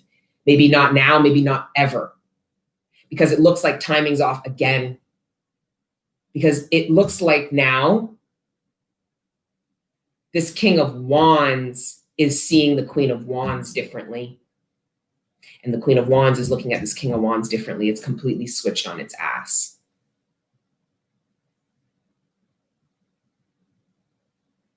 Completely. This Queen of Wands was hanging on to the King of Wands. She released the King of Wands in order to take herself out of the cold. I think the reason why this Queen of Wands was holding on to the King of Wands is because she hoped that he would take her out of the cold, that he would save her. But I'm tapping in here that she waited so long that she inevitably went and saved herself. And now, ironically enough, now that she's done that, she doesn't really want the King of Wands anymore. Why? Because she only wanted the King of Wands to save her, which is probably the only thing that this King of Wands wanted from her, is to be saved. And that's why the timing wasn't right, because that's not how you become in alignment with people. That's not a reflection of love, and it's a reflection of karma. I don't know, that was weird. Anyways, we're going to move on to Capricorn now. Thank you, Father God, Holy Spirit, ancestors, guardian angels, for rising me up out of my bed this morning. And thank you for connecting me with the collective every day. Right now, please allow me to communicate clearly with the collective, all the messages that are in their greatest good, surrounding the material abundance, sustenance, the relationships closest to them, their personal ascension and development, and any other messages that you deem worthy at this time. Thank you, Father God, Holy Spirit, ancestors, and guardian angels, for everything you do for me in the collective on a regular. All the healing energy, the support, the love, the guidance, and the protection. We are nothing without it, and we are nothing without you. So glory be to the Most High forever and ever. Amen. House of Health. This is the house of Virgo, which is funny because in Virgo's reading, it got Capricorn. So some of you guys might have an actual direct link to a Capricorn or a Virgo or whatever the case is. But either way, this is the house of health, routine tasks and duties, skills or training acquired, jobs and employment, health and well-being, services performed for others, caretaking, pets, and small domestic animals. Now, I was getting that some of you guys need to want to actually formally train your pet because you're having issues with your pet in the home. Your pet isn't maybe respecting boundaries. You have to understand your pet is given to you to teach you. Your pet is a spiritual guide to teach you how to communicate with the other parts of you. Your dog, your cat, your pet doesn't understand English. You have to learn how to communicate telepathically with your animal. Well, that's what the fuck I learned. If my dog taught me anything, it was telepathic communication. That bitch is like, you need to figure it out. I'm like, Thor's like, you need to learn how to understand me. I had no choice. I had to learn, right? So yeah, some of you guys are spending time to do training with your animal. Some of you guys taking out the animal. I was getting that in one of them, I forget what sign it was. Somebody wants their pet back, or somebody feels like they shouldn't be left with the pet, that it's somebody else's responsibility. Somebody might drop this pet off or this animal off at an animal shelter if their partner or their ex-partner doesn't come and get it. I know this sounds funny, but I was getting that with something to do with a pet, or somebody wants their pet back after a breakup and they're like, that's mine. The cat's mine. The dog's mine. Give it fucking back. There's something to do with that. Okay. But we're going to move on from that, Cappy. More importantly, jobs, well-being, health, and some of you guys feel like your job actually negatively impacts your health, whether it's the hours, whether it's your station, where you're sat, the level of stress and responsibility. I feel like for some of you, your routine responsibilities, whether in the home or in the workplace, are actually taking a negative effect on your health.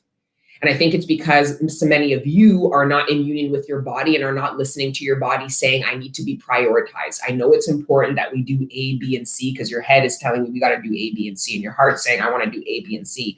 And your body's going, that's all great, but I need food. I need rest. I need this. I need the chiropractic. Like there's things that you need, right? So I feel like a bit of this burnout energy, but it doesn't, it's really tethered to your neglect of your own health at the cost of responsibilities, or should I say the responsibilities and your tasks are at the cost of your health. You guys know how it's said, right?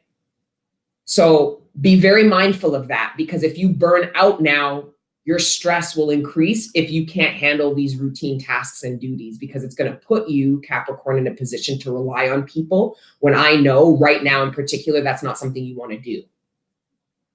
I don't know why. I'm tapping in. Capricorn does not want. There's a certain level of independence Capricorn wants right now. And in order to keep it, because it feels like you've already got it, you need to listen to your body so you don't burn out and have to ask people to help you because you can't. Okay. All right. So let's pull some Lenormand for Cappies.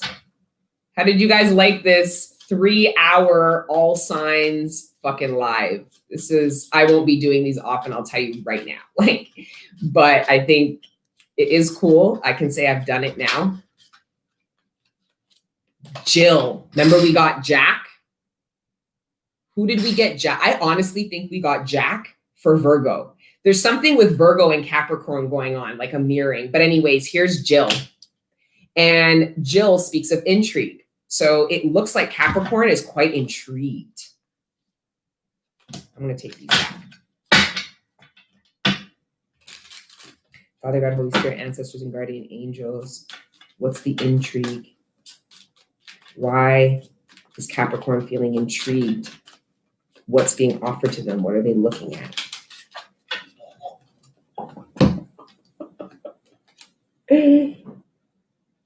Bounce.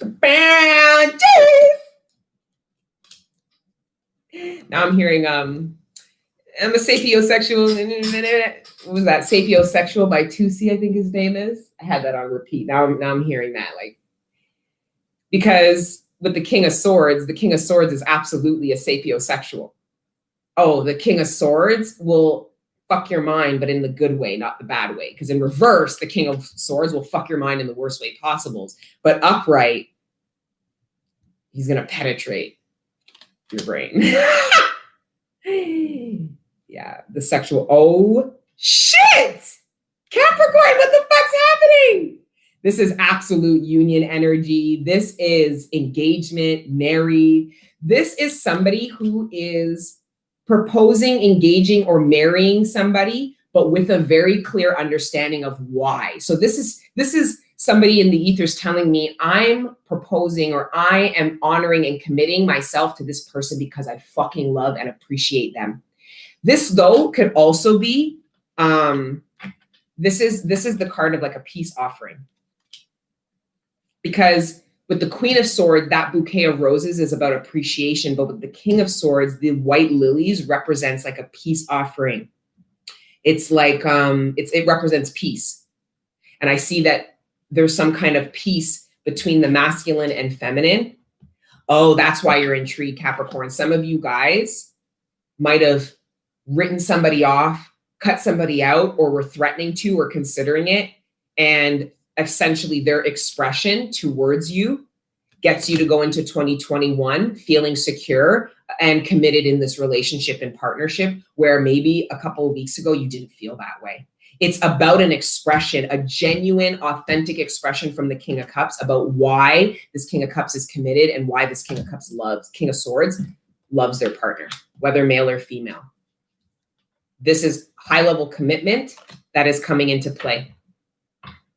This masculine and feminine are committing. Oh, yeah. With the burnt bridge. This is what the flowers are about.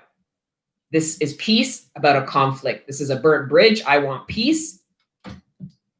And this is what I'm willing to offer if you give me peace. A new beginning, commitment. So some of you guys are intrigued. You're like, I know I wrote you off, or I know I said I wouldn't entertain this, or I know. And here we are. You guys are intrigued, going, I'll hear more. Put the flowers on the table. Thanks. What's in the little box? Okay, and then, all right, Capricorns, let's wrap with a couple of tarot. That was a turn of events. I like that. Shit. Some of you guys are going to tap into the difference between wanting somebody and loving them. Because some of you guys are going to express, like some of you guys are going to share a moment of love with somebody, but you still are going to go your separate ways because your head still won't allow you to, your head still doesn't want to be with somebody. But your heart wants healing between you and this person. So your head and your heart don't need to agree. They just need to be on the same page about shit, meaning you go to your head and your heart for advice about shit. And when it comes to a particular connection, it looks like your heart wants healing because it loves this person, but your head doesn't want to have any further experiences with this person, meaning doesn't want to do it again. It's for some of you.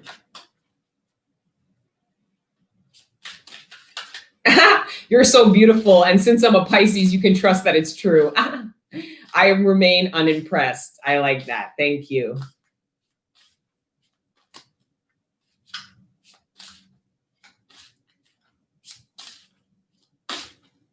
You guys are having your own conversations. Now I feel like I want to know what you guys are talking about. I feel like I'm just running my mouth. You guys are in like a full conversation. I want to know what you guys talking about. Thank you for the donations. To all of you guys that have donated, I appreciate you guys.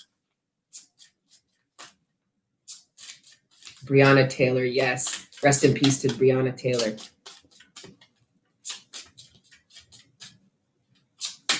All right, for Capricorn, let's wrap. Wow.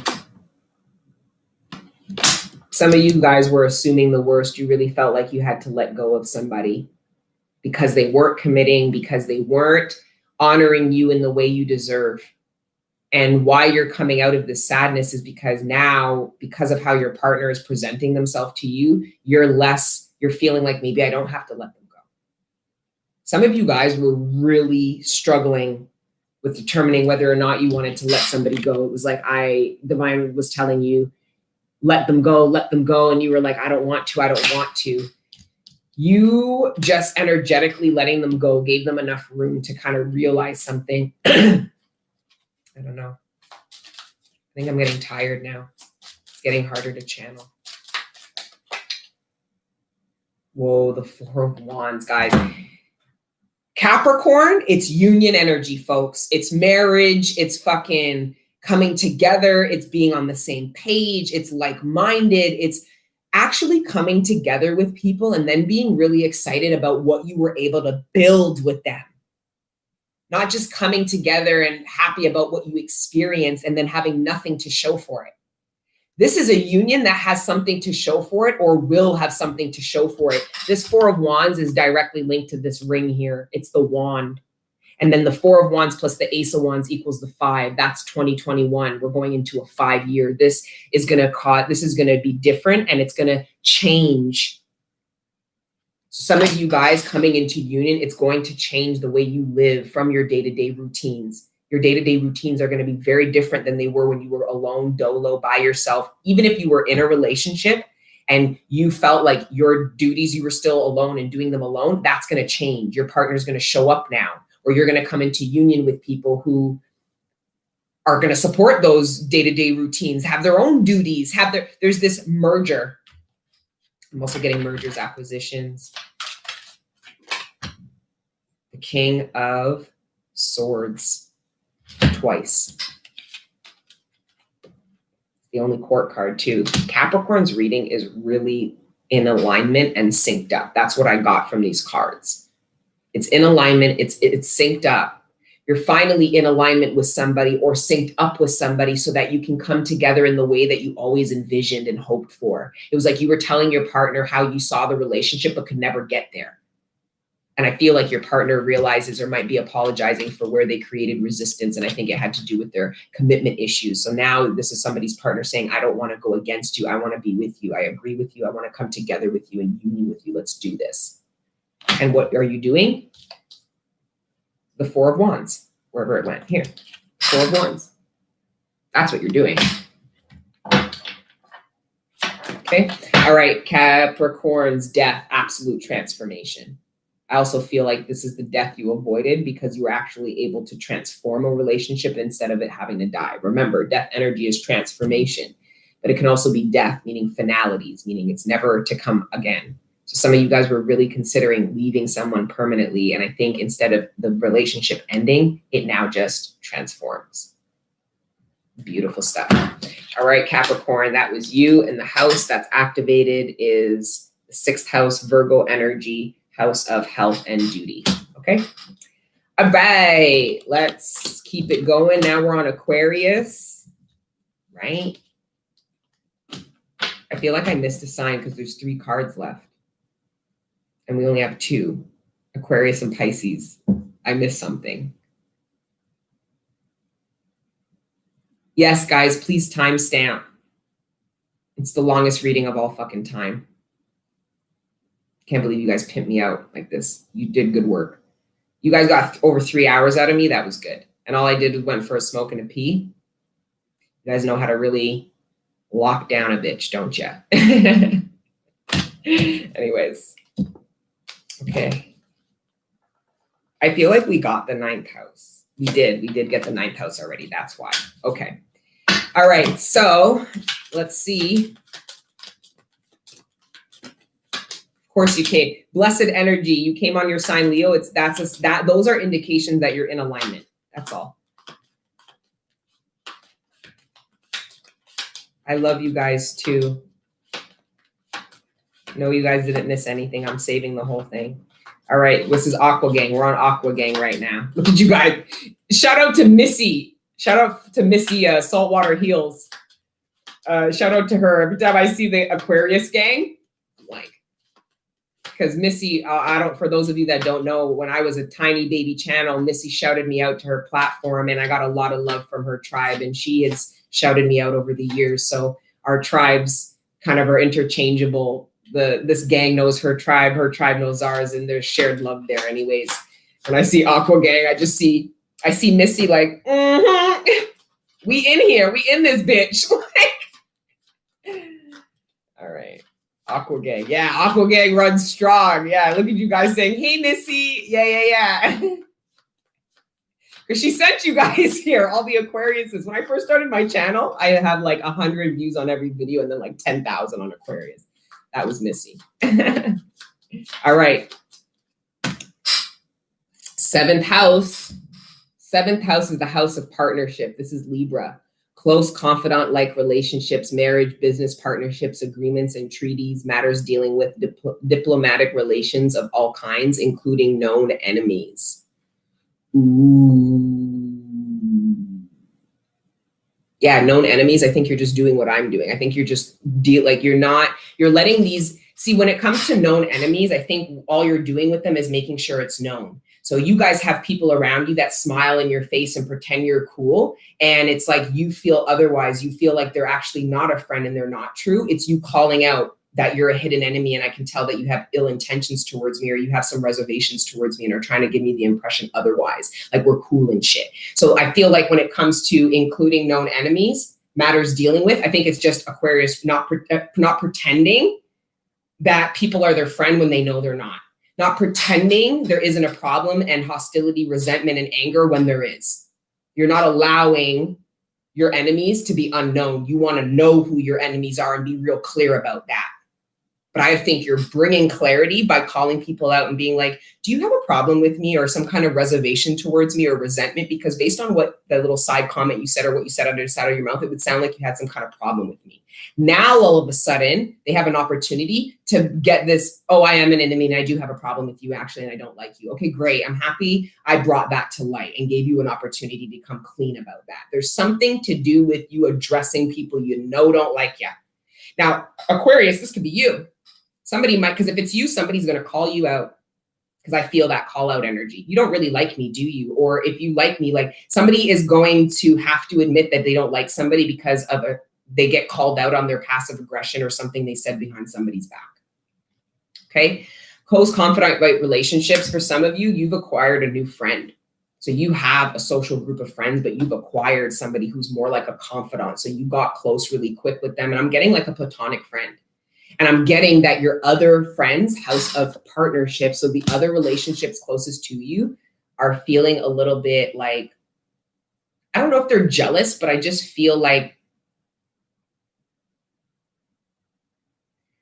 I hear one of your friends being shocked that you have made somebody you just met a confidant, that you're sharing things with them. Like for some of you, you just brought a friend into your group and you're sharing more intimate things about what you're going through than you are with other people that have known you longer, and they're identifying that. Some people are shocked that you shared, or people are seeing that you have a new confidant. Because there are people in your life that you didn't cut out, that you just created boundaries towards, and then you acquired new people. So they're watching that. They're seeing, some people feel like they're being replaced, and I'm getting it's your friends. Because Aquarius is so cold. Aquarius didn't even cut these people out. Aquarius kept them in their life long enough to show them how Aquarius is going to replace them. And then you cut them out? Aquarius, what are you doing? And who are these people? What the hell? It seems kind of dark. It's like, oh, so you're not really a friend? It's okay. I'm not even going to cut you out of my life, man. I'll still invite you to Christmas, but you are going to meet my new friends at Christmas and see how much better friends I am with them than I am with you. And then this will be the last Christmas you spend with the family. Like, it's fucked up. Like, Aquarius feels, who else was on one? Virgo was on one too.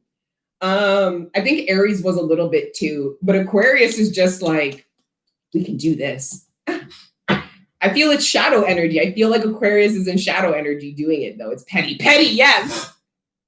Riley Cole, it's totally petty.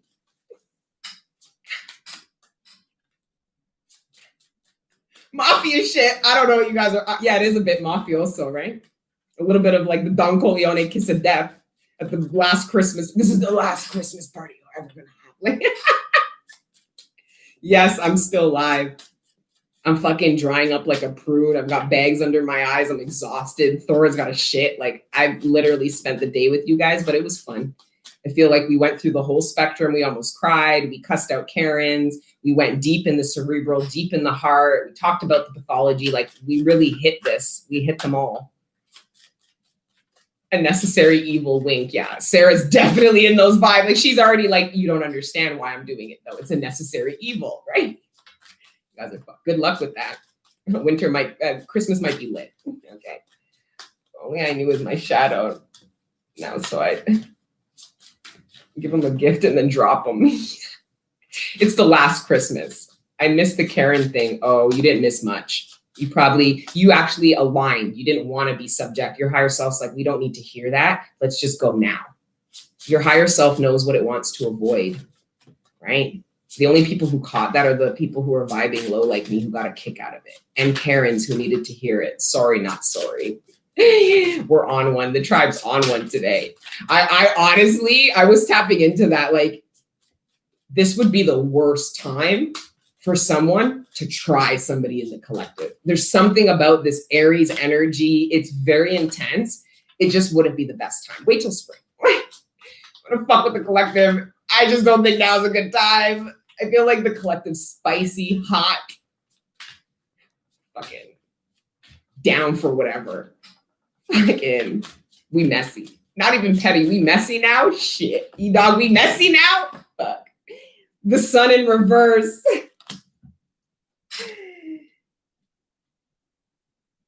No, and I'm hearing the sun will come out tomorrow. Bet your bottom dollar that tomorrow there'll be sun. Oh, cool. Some of you guys, this is good news coming in. You are heavily relying on something, a yes, because the sun represents yes, moon represents no, or I don't know.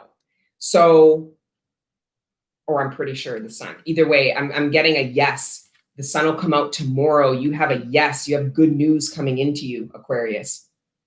which might get you out of this spiteful petty mood that you're in right now.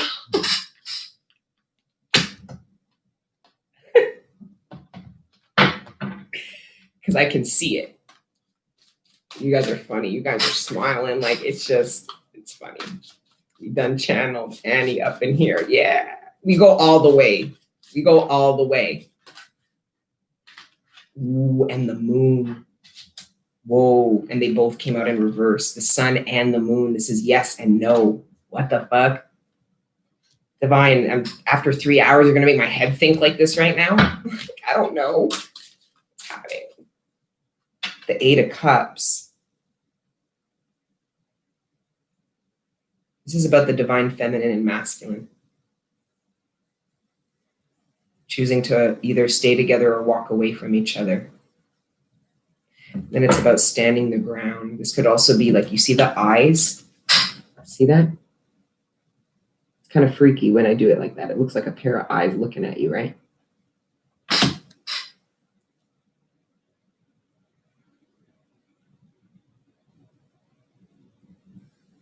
Partnerships. I don't know.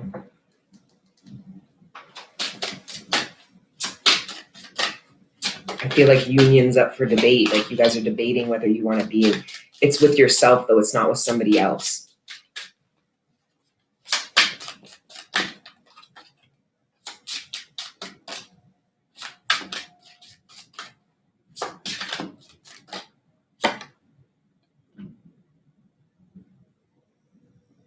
This is sad. I'm tapping into a divine couple that's not going to come into union within this lifetime. You guys will go and manifest soulmates and live lives and not be any of the wiser. You might have inclinations, just meaning you're trying to identify to your partner, and there's certain parts that you just can't because they're not your twin. But you live happy lives and you experience love in the way you meant to manifest it. It just looks like between the masculine and feminine in this particular reading here, they will not in this lifetime. With the Page of Pentacles in reverse and the Eight of Cups. It feels a bit kind of sad. I'm tapping into a couple that doesn't get a chance this lifetime. Them. Doesn't mean not in love, not in romance, it's just not with each other. But it's okay. It looks like the collective. I'm tapping into some of you that know that have released the idea that you have to be with your divine partner. Some of you guys are sure. Some of you guys believe that you can have the love you seek and it's not with this person. There's something here, like a realization.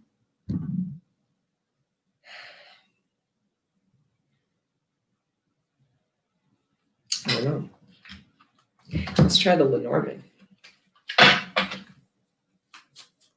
Aquarius, I don't know.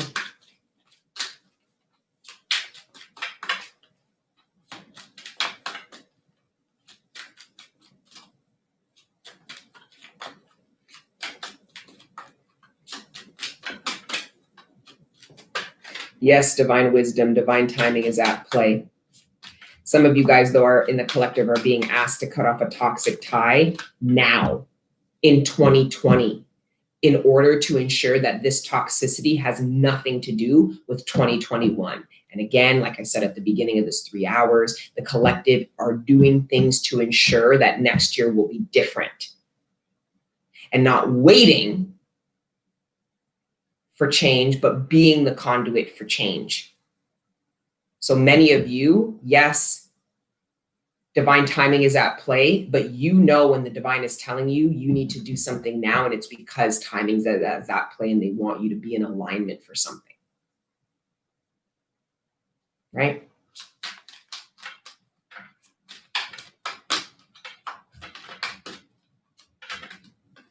See, I'm so triggered. Like somebody's like, oh, you're on the right track and I relate. And it's like, I'm so like petty, where part of me is like, well, if I didn't relate, would that mean I was not on the right track? Like, I want to be left alone. Like, there's an energy Collective, I'm telling you guys right now, there is an energy of entitlement, of pretentiousness, of slave psychology. It's domineering, it's belittling, it's manipulative, and it's controlling. And it will try to make you feel bad about yourself. It's massa, it's breaking in the horse kind of shit. This is going to be triggered in social environments so bad. Because remember, 5 speak of change, competition, and conflict. There is a lot of conflict that I'm tapping into next year, but it is associated with this social environment. So these are groups popping off, right? This is people defending other people. You guys, you Karens need to be careful. You guys are at dinner. If you guys even speak to the fucking waitress sideways, don't say thank you, please, or talk to her like she's some fucking slave owner, people around you are going to insult you. They're going to walk up to your table and tell you about yourself. This is the time we're moving in. So that's conflict. Somebody walks up to your fucking table and you don't know them and they're like, watch your mouth. Who the fuck are you talking to, man? And you're going, I was talking to the house nigga who's supposed to feed me my food, right? Oh, now you're talking about Karen catching hands. Now she's getting snatched. Oh, you guys are wilding. I cussed out my client yesterday and told her to get the fuck out of my studio. Yes, hidden gem. That's how you fucking do it. Why? Because you're not poverty conscious. And the broken, forgotten slave in you isn't going to let you keep that person in your studio just to be successful, just to make a buck. Fuck out of here. Get the fuck out of here. And you'll just get more, right? So you let that client go, you're going to get 3 more. And they're not going to be called nowhere near Karens. They're going to be just like you, right? Don't be poverty conscious. You don't have to serve these people. You don't have to do as they're told. You don't have to work for them.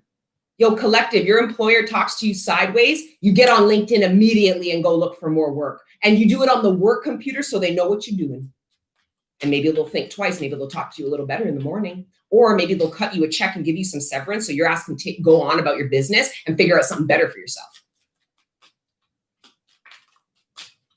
I was going to say, fucking Karen, where's Kenesha? Because everybody's got a Kenesha. Kenesha's the one who rolls up, okay, with the Henny at 4 o'clock in the middle of the day when you're hurt, heartbroken, and you're in pain. And they're like, fuck that nigga. Here's some Henny. Let's go to the club. That's Kenesha. Kenesha's the one who's going to pop off, okay, and beat fucking Karen's ass in the line of a fucking Loblaws. That's Kenesha. So everybody has a Karen, but then there's the Keneshas.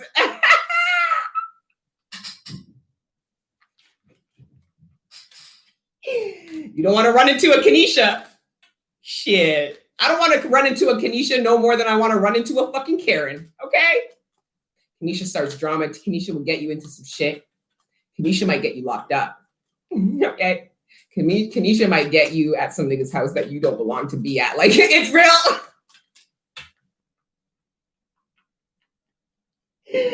Shout out Karens and Keneshas. Don't put Karen and Kenesha in the same room. Oh my God.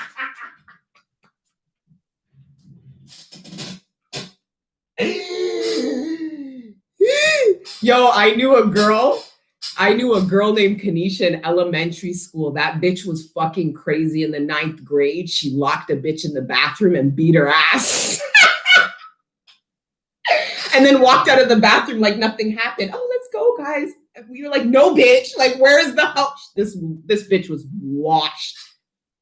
We're like, Kenesha, you cannot. Kenesha. Yeah, everybody knows a Kenesha. I wasn't a Kenesha. I would have chefed Kenesha if you tried me in that bathroom. Bitch, like, I ain't trying to die. Like, bitch, I'll do what I have to save my life, okay? I either fight or I flight. And if I run, you ain't catching me. And if I fight you, you have to brace yourself. I don't mind running. I'll run. And if I run, you ain't fucking catching me. I'm a motherfucking track star. Okay. No, she wasn't ready. Oh, Kenesha, that bitch wasn't ready in the bathroom. Kenesha. Anybody who went to Wexford Wexford High School in Scarborough in the GTA in my grade knows Kenesha. She braided everybody's hair. She was single-handedly responsible for clearing the fucking hairlines of all of us.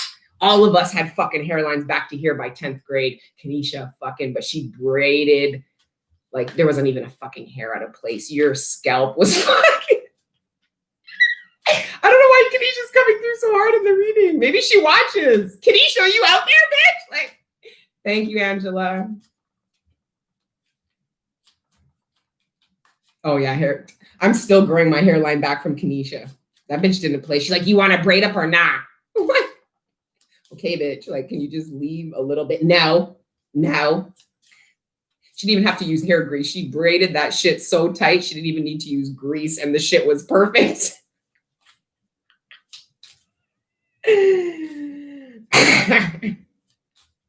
See, it's a lot more funner talking about Kanisha than it is Karen, isn't it? Mm-hmm. Hi, Yana. All right, let's get. This was depressing. I don't know what's going on, Aquarius. Something happened here. The 8 of Pentacles. Divine Feminine, the 2 of Cups, the Ace of Pentacles. Oh, this is somebody wants to talk to you, Aquarius. Somebody wants to have a very important discussion with you, Aquarius. They want a moment of your time, Aquarius. I don't know why I'm being such a bitch. Somebody wants to have a discussion with you, Aquarius. It's very, very important. It's very, very, I don't know if you'll feel it's important, but whoever wants to talk to you definitely feels like it's important. I'm such a bitch. The 2 of Cups. All jokes aside, I feel like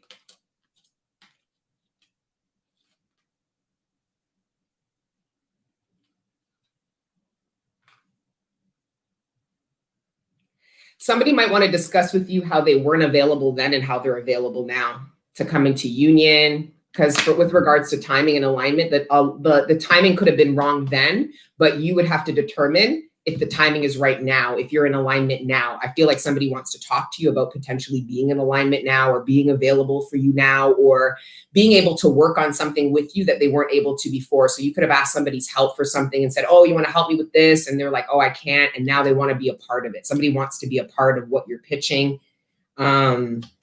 I'm seeing like a really important conversation.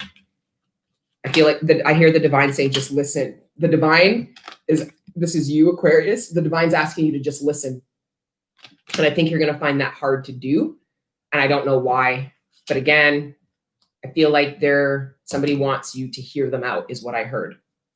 I'm also getting with the King of Pentacles and the 2 of Wands. Somebody is trying to get you to come with them somewhere, because this speaks of opportunity. So somebody might have to move because of work and they want you to come with them in order to keep this relationship going. And you have to have a really serious conversation if your life that you've built where you're at is worth walking away for this relationship, or if you want to do a long distance kind of type of thing. Because it looks like the person who's moving doesn't want to do long distance. They want you to come with them. So they're saying, I can set up this. We have this new job is going to set us up with place, apartment, everything. It's just a matter of you coming. And I just see you guys saying, well, you guys are talking about work. So they're telling you about the change in their work. And you're telling them, well, what about my work? I can't just pick up and go. I've got this, and that. So I just see some discussion about, and it's beautiful because with the two of Cups, this means you guys will stay together. You'll find a way.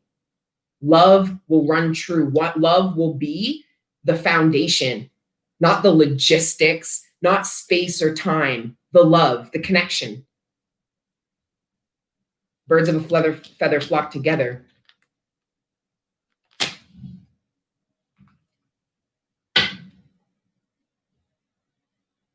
Someone is really unsure. Somebody wants to communicate with you. They're so fucking burdened. They have no idea what's going to come from even reaching out to you or talking to you, and they don't care. They're done. They're done with the burden. They're done with the overthinking. They're done. I can feel it. They're over it. But this is the card of uncertainty. So this is somebody who is going to drop this burden, and they don't know what's going to come of it, but they'll know all they know is they're going to feel better about it. Why? Because they're not burdened anymore. They don't even give a fuck what the uncertainty is. Somebody was trapped in the uncertainty, meaning I don't know what's going to come if I do this, or I don't know what's going to happen if I make this decision, or if I take this action. Somebody was really stuck in that energy, Aquarius. Now somebody doesn't give a fuck. Why? Because that energy was so burdensome to them, they couldn't do nothing. Now somebody's like, fuck it, I might as well. Somebody might also feel like the time is now. If I'm going to do it, it's now, or else it'll be too late. Somebody's trying to catch up to you as well. Okay. And then let's wrap up with Pisces. I feel like Rocky Balboa. Like I have like welts all over my face. I've been in the ring. It's been fucking 10 rounds. I'm fucking tired.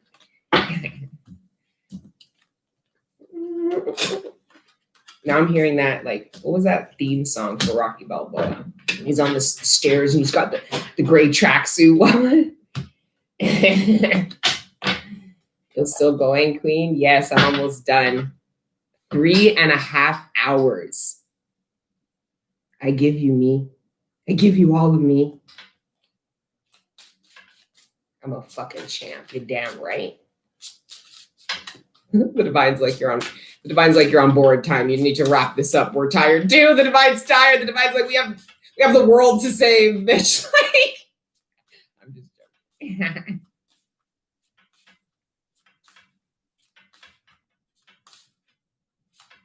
I hope you guys feel and know how much I love you and respect you. That's why I read for you the way I read for you. Yeah, yeah. Pisces gang. Now the Pisces are getting riled up. The eye of the tiger. Yes, the eye of the tiger. I feel like that right now. I feel like I gotta get my, and I gotta put it like this.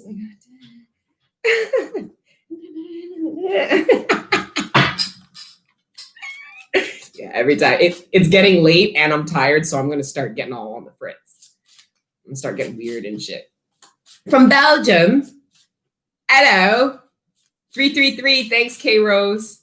Pisces gang. Where's the robe? Wait. I have a robe. Don't make me go into full character. Okay, I'll put something in my mouth too, like like the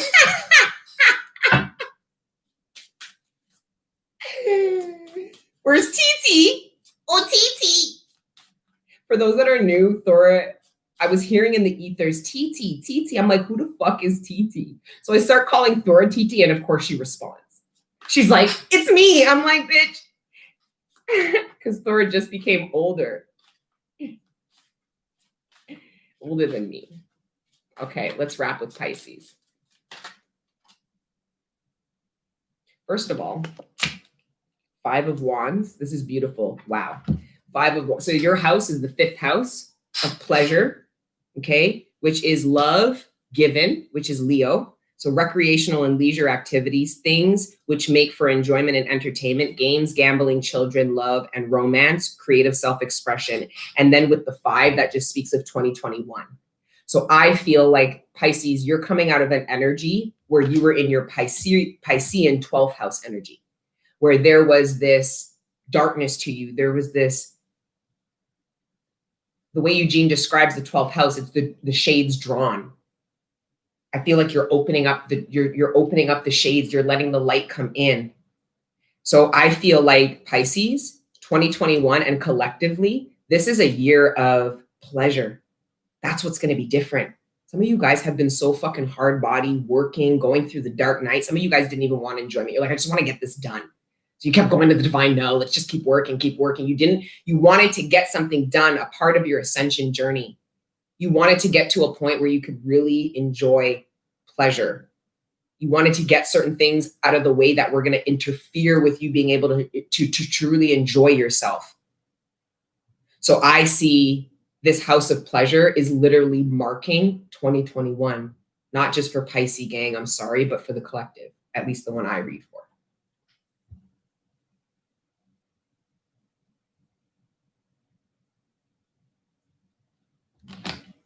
It's earned.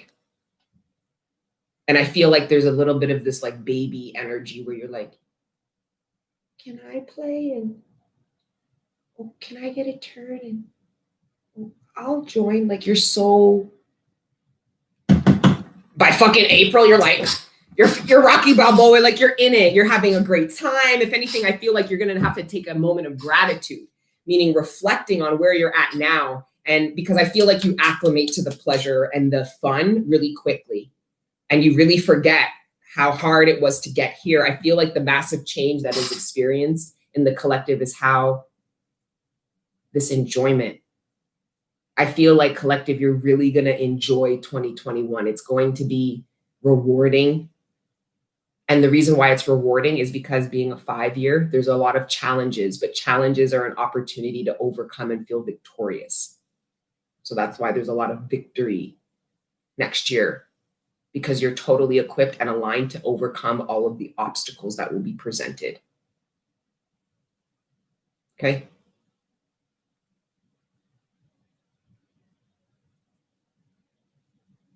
This is a fantastic way to end this.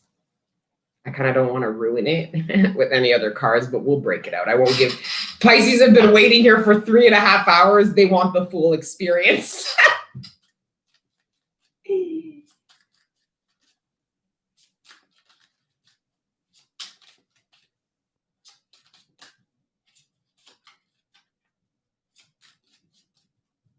Thanks, Tony. I felt so too.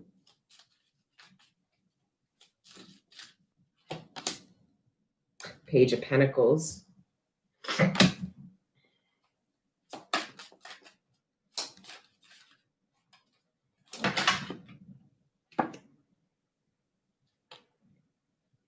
This is the 5 of Swords, but it's in reverse. This is beautiful.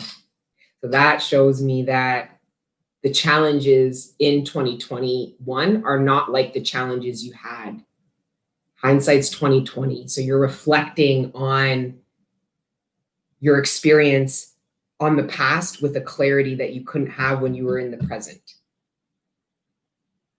So I feel like now that you have this newfound clarity, I feel like you're not going to have, I feel like there's a lot of interpersonal problems that you're not going to have anymore. I feel like this pleasure energy is also, I feel like Pisces, you're being pulled out of your comfort zone to enjoy and be in this light vibrational energy because there's this need to establish trust with people again.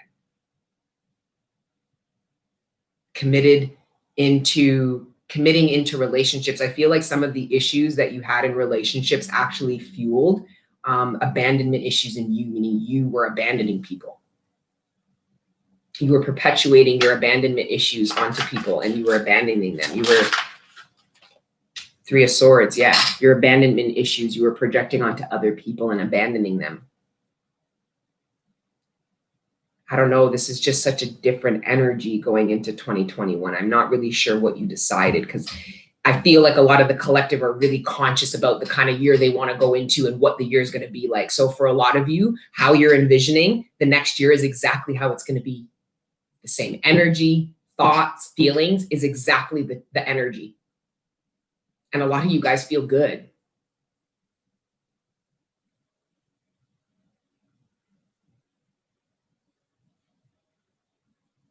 You can still have heartbreak and feel good. Optimistic about your future. You know what I'm saying? Like don't say the whole fucking ascension journey, I blew it because you're having a sad day or you're having low vibrational thoughts. That's bullshit. Divine Feminine doesn't get angry. Divine Feminine doesn't which one? Huh? Only the fake ones that project light and they live all their darkness in the privacy of their homes in secret.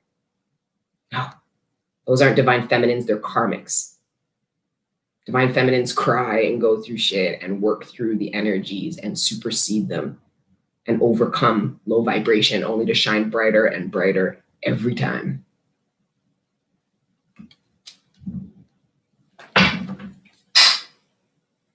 Some of you guys are really in tune with the ecosystem. Animals, birds, the environment is going to respond to you differently. And it's because of how available you are now to the ecosystem.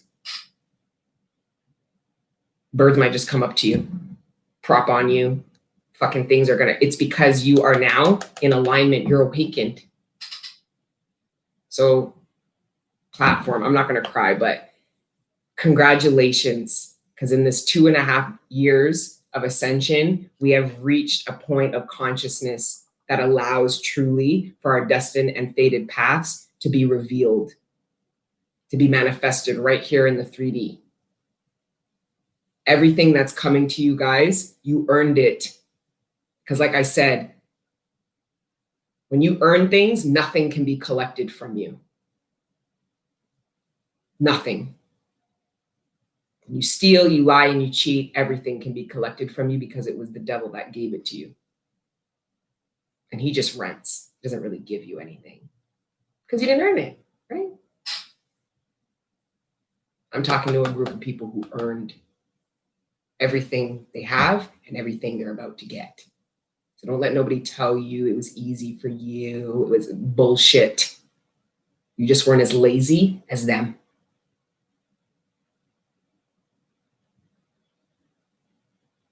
Okay.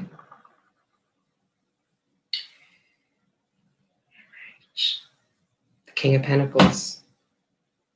7 of Wands. Yeah, this is some other shit. I gotta wrap up, guys. 3:44. I don't even know if YouTube's gonna let me upload this. Okay, I love you guys. All right, we'll chat for a little bit before I log off here. Wow, 1,300 likes. That's what I'm gonna talk about. Thank you for all the 1,300 of you that passed through in this 4 hours, came, showed some love, some support.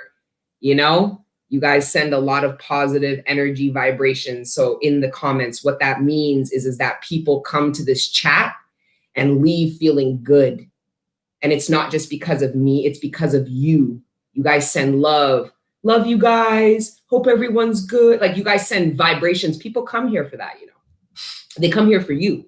You think they're only coming here to leech off my energy vibration? No. My energy vibration isn't that high.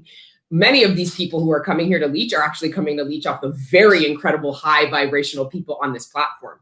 And you guys are the ones that are telling me, Destiny, don't do it. Keep your vibe high. You guys are trying to support me, but these people come for that same support for themselves. These are the very, very powerful light workers in our tribe, Angel Gang, okay? That come here. They don't have channels. They don't have YouTubes, but they are highly ascended beings. A lot of these trolls actually come for their energy signature. They don't come to get cussed out by me. No, they come to leech off the very, very high vibrational people, me when I'm in that mode, but many of you. Don't forget that. So be very mindful up in these chats. Love you guys too. Yeah, we be lit. We always be lit though. Our lives are the shit. We laugh, we fucking cry, we cuss people out, we get cussed out. Like, I get cussed out. Somebody always cusses me out, right? It's always like one person who's gonna take it for the team. Let me cuss this bitch out. Like, thank you, Selena Holmes. I appreciate you. Stay blessed. You guys stay blessed too. I'm already working on the January readings for you guys because I want to get them out in December in conjunction with launching the store. But I will go live when my pack comes in. I don't know how I won't be. I might get too excited and just like rip it all out of the bags and put them in the jars because I don't leave the shit in the plastic. So as soon as I get it, it's in glass in order for it to start curing. But anyways, I'll probably go live and open up the pack with you guys and like we'll burn them all. I'll show you the different resins and stuff like that. And I just want you guys to be as excited as I am. I'm taking pride in the fact that I'm bringing to the general public ancient species of resin that are not actually really common. So what this will do is this will help the economy in these rural areas. Burkina Faso is one of the poorest countries in the world. Any kind of economy and fair trade that we can bring there is a massive win for Angel Gang Gang. Okay?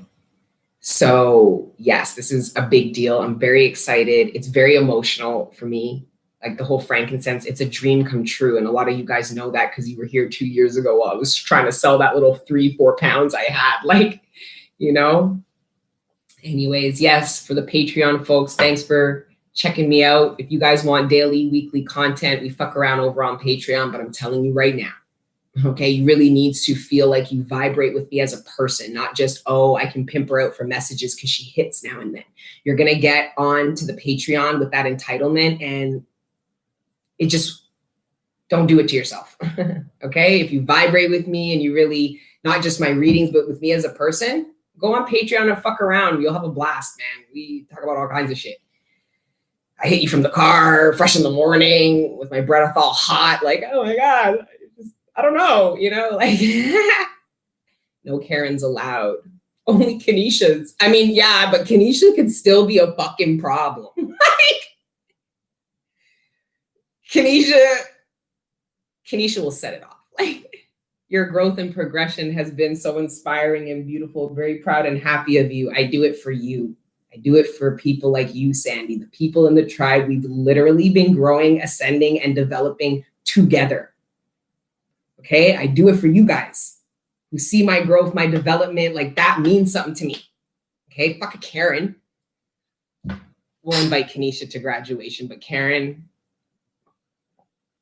she can't even wait outside.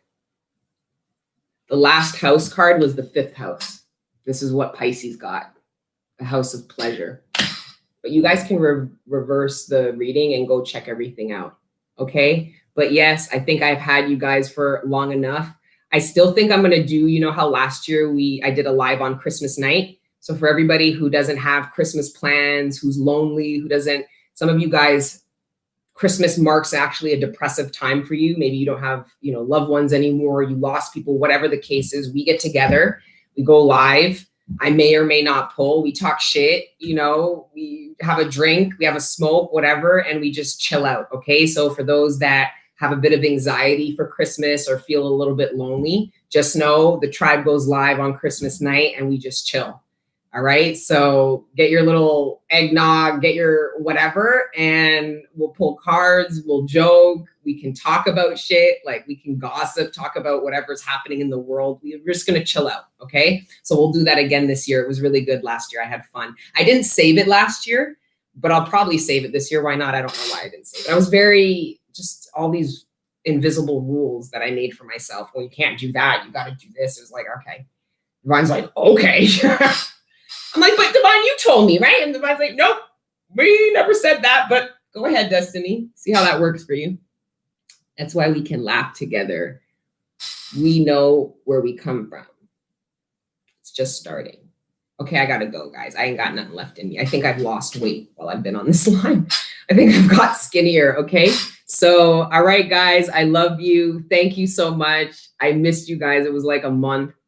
And I just fucking adore you people. And I'm so excited for 2021. And I'm really like, I feel like 2021 is the year I'm going to meet you guys, like do events and stuff like that. Because with the frankincense, I want to do experiences. I don't want to do events. I want to hold experiences. So you come and get smudging experience. You get the, you know, I want to do live readings, like where collective readings like I do on YouTube, but in a room. Where we're smoking shisha, we're drinking steep tea, we're chilling, we're talking, you know, like I want to create experiences where we have like different samplers so you guys can sample all the resins. Like I have all these plans. And me and my mom are now officially in business together.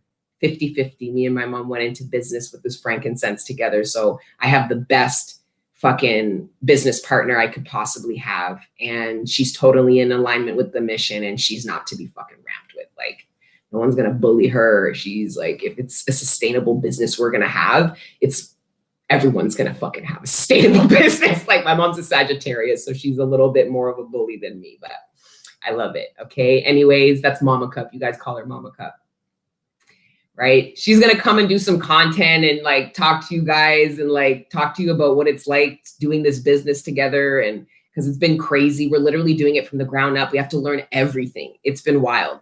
So anyways, Mama Cup will be making more appearances. We're actually creating a separate YouTube for the frankincense platform because I actually want to do like a smudging community so we can become more aware of the smudging materials we use are tethered to villages and people and communities. And we have to be morally responsible, right? So anyways, I'm tired now, okay? I love you guys. Have a wonderful day. Mwah. I'll see you for Christmas for sure. Your January monthlies are coming. I'll go live when I get the packs. Oh, I started a new Instagram. It's called Smudge a Lot. Okay. I'm pretty sure that's what I named it. Okay. And it's all things smudging and shit like that. All right. It's fun and it's not private. Some of you guys are like, is it private? I can't follow the private. No, it's not private. It's this. Shit. Come on. Smudge a Lot with 2 L's, Inc. Okay? Bullshit. Oh, really? Like this is the camera on my laptop. So shit. The reading's done, guys. You missed it. You missed it. You snooze, you lose. No, I'm just joking. Yeah, smudge a lot. Ink. That's my new YouTube. All right. So you guys can check me out over there. And that's where I'll update everything with the frankincense. Okay, guys. I love you. Mwah. LOL, put your hand over. Oh, I see what you guys are saying. I'm an idiot. Fuck it. Wow, I took a whole nap and came back. Nicola, I need a nap. I've got bags under my eyes. I'm sweating and cold at the same time. I feel like smudge it later. Oh, that's super cheesy. I like it, Lizzie. I like it, though. That's something my mother would say. Smudge it later. Like my mom's cheesy like that. And then she'll laugh at her own jokes and not give a fuck if anybody else finds it funny. She's a legend. Anyways, love you for real. Light and love tribe. All right, guys. Love you. Mwah. Take care. Chat soon.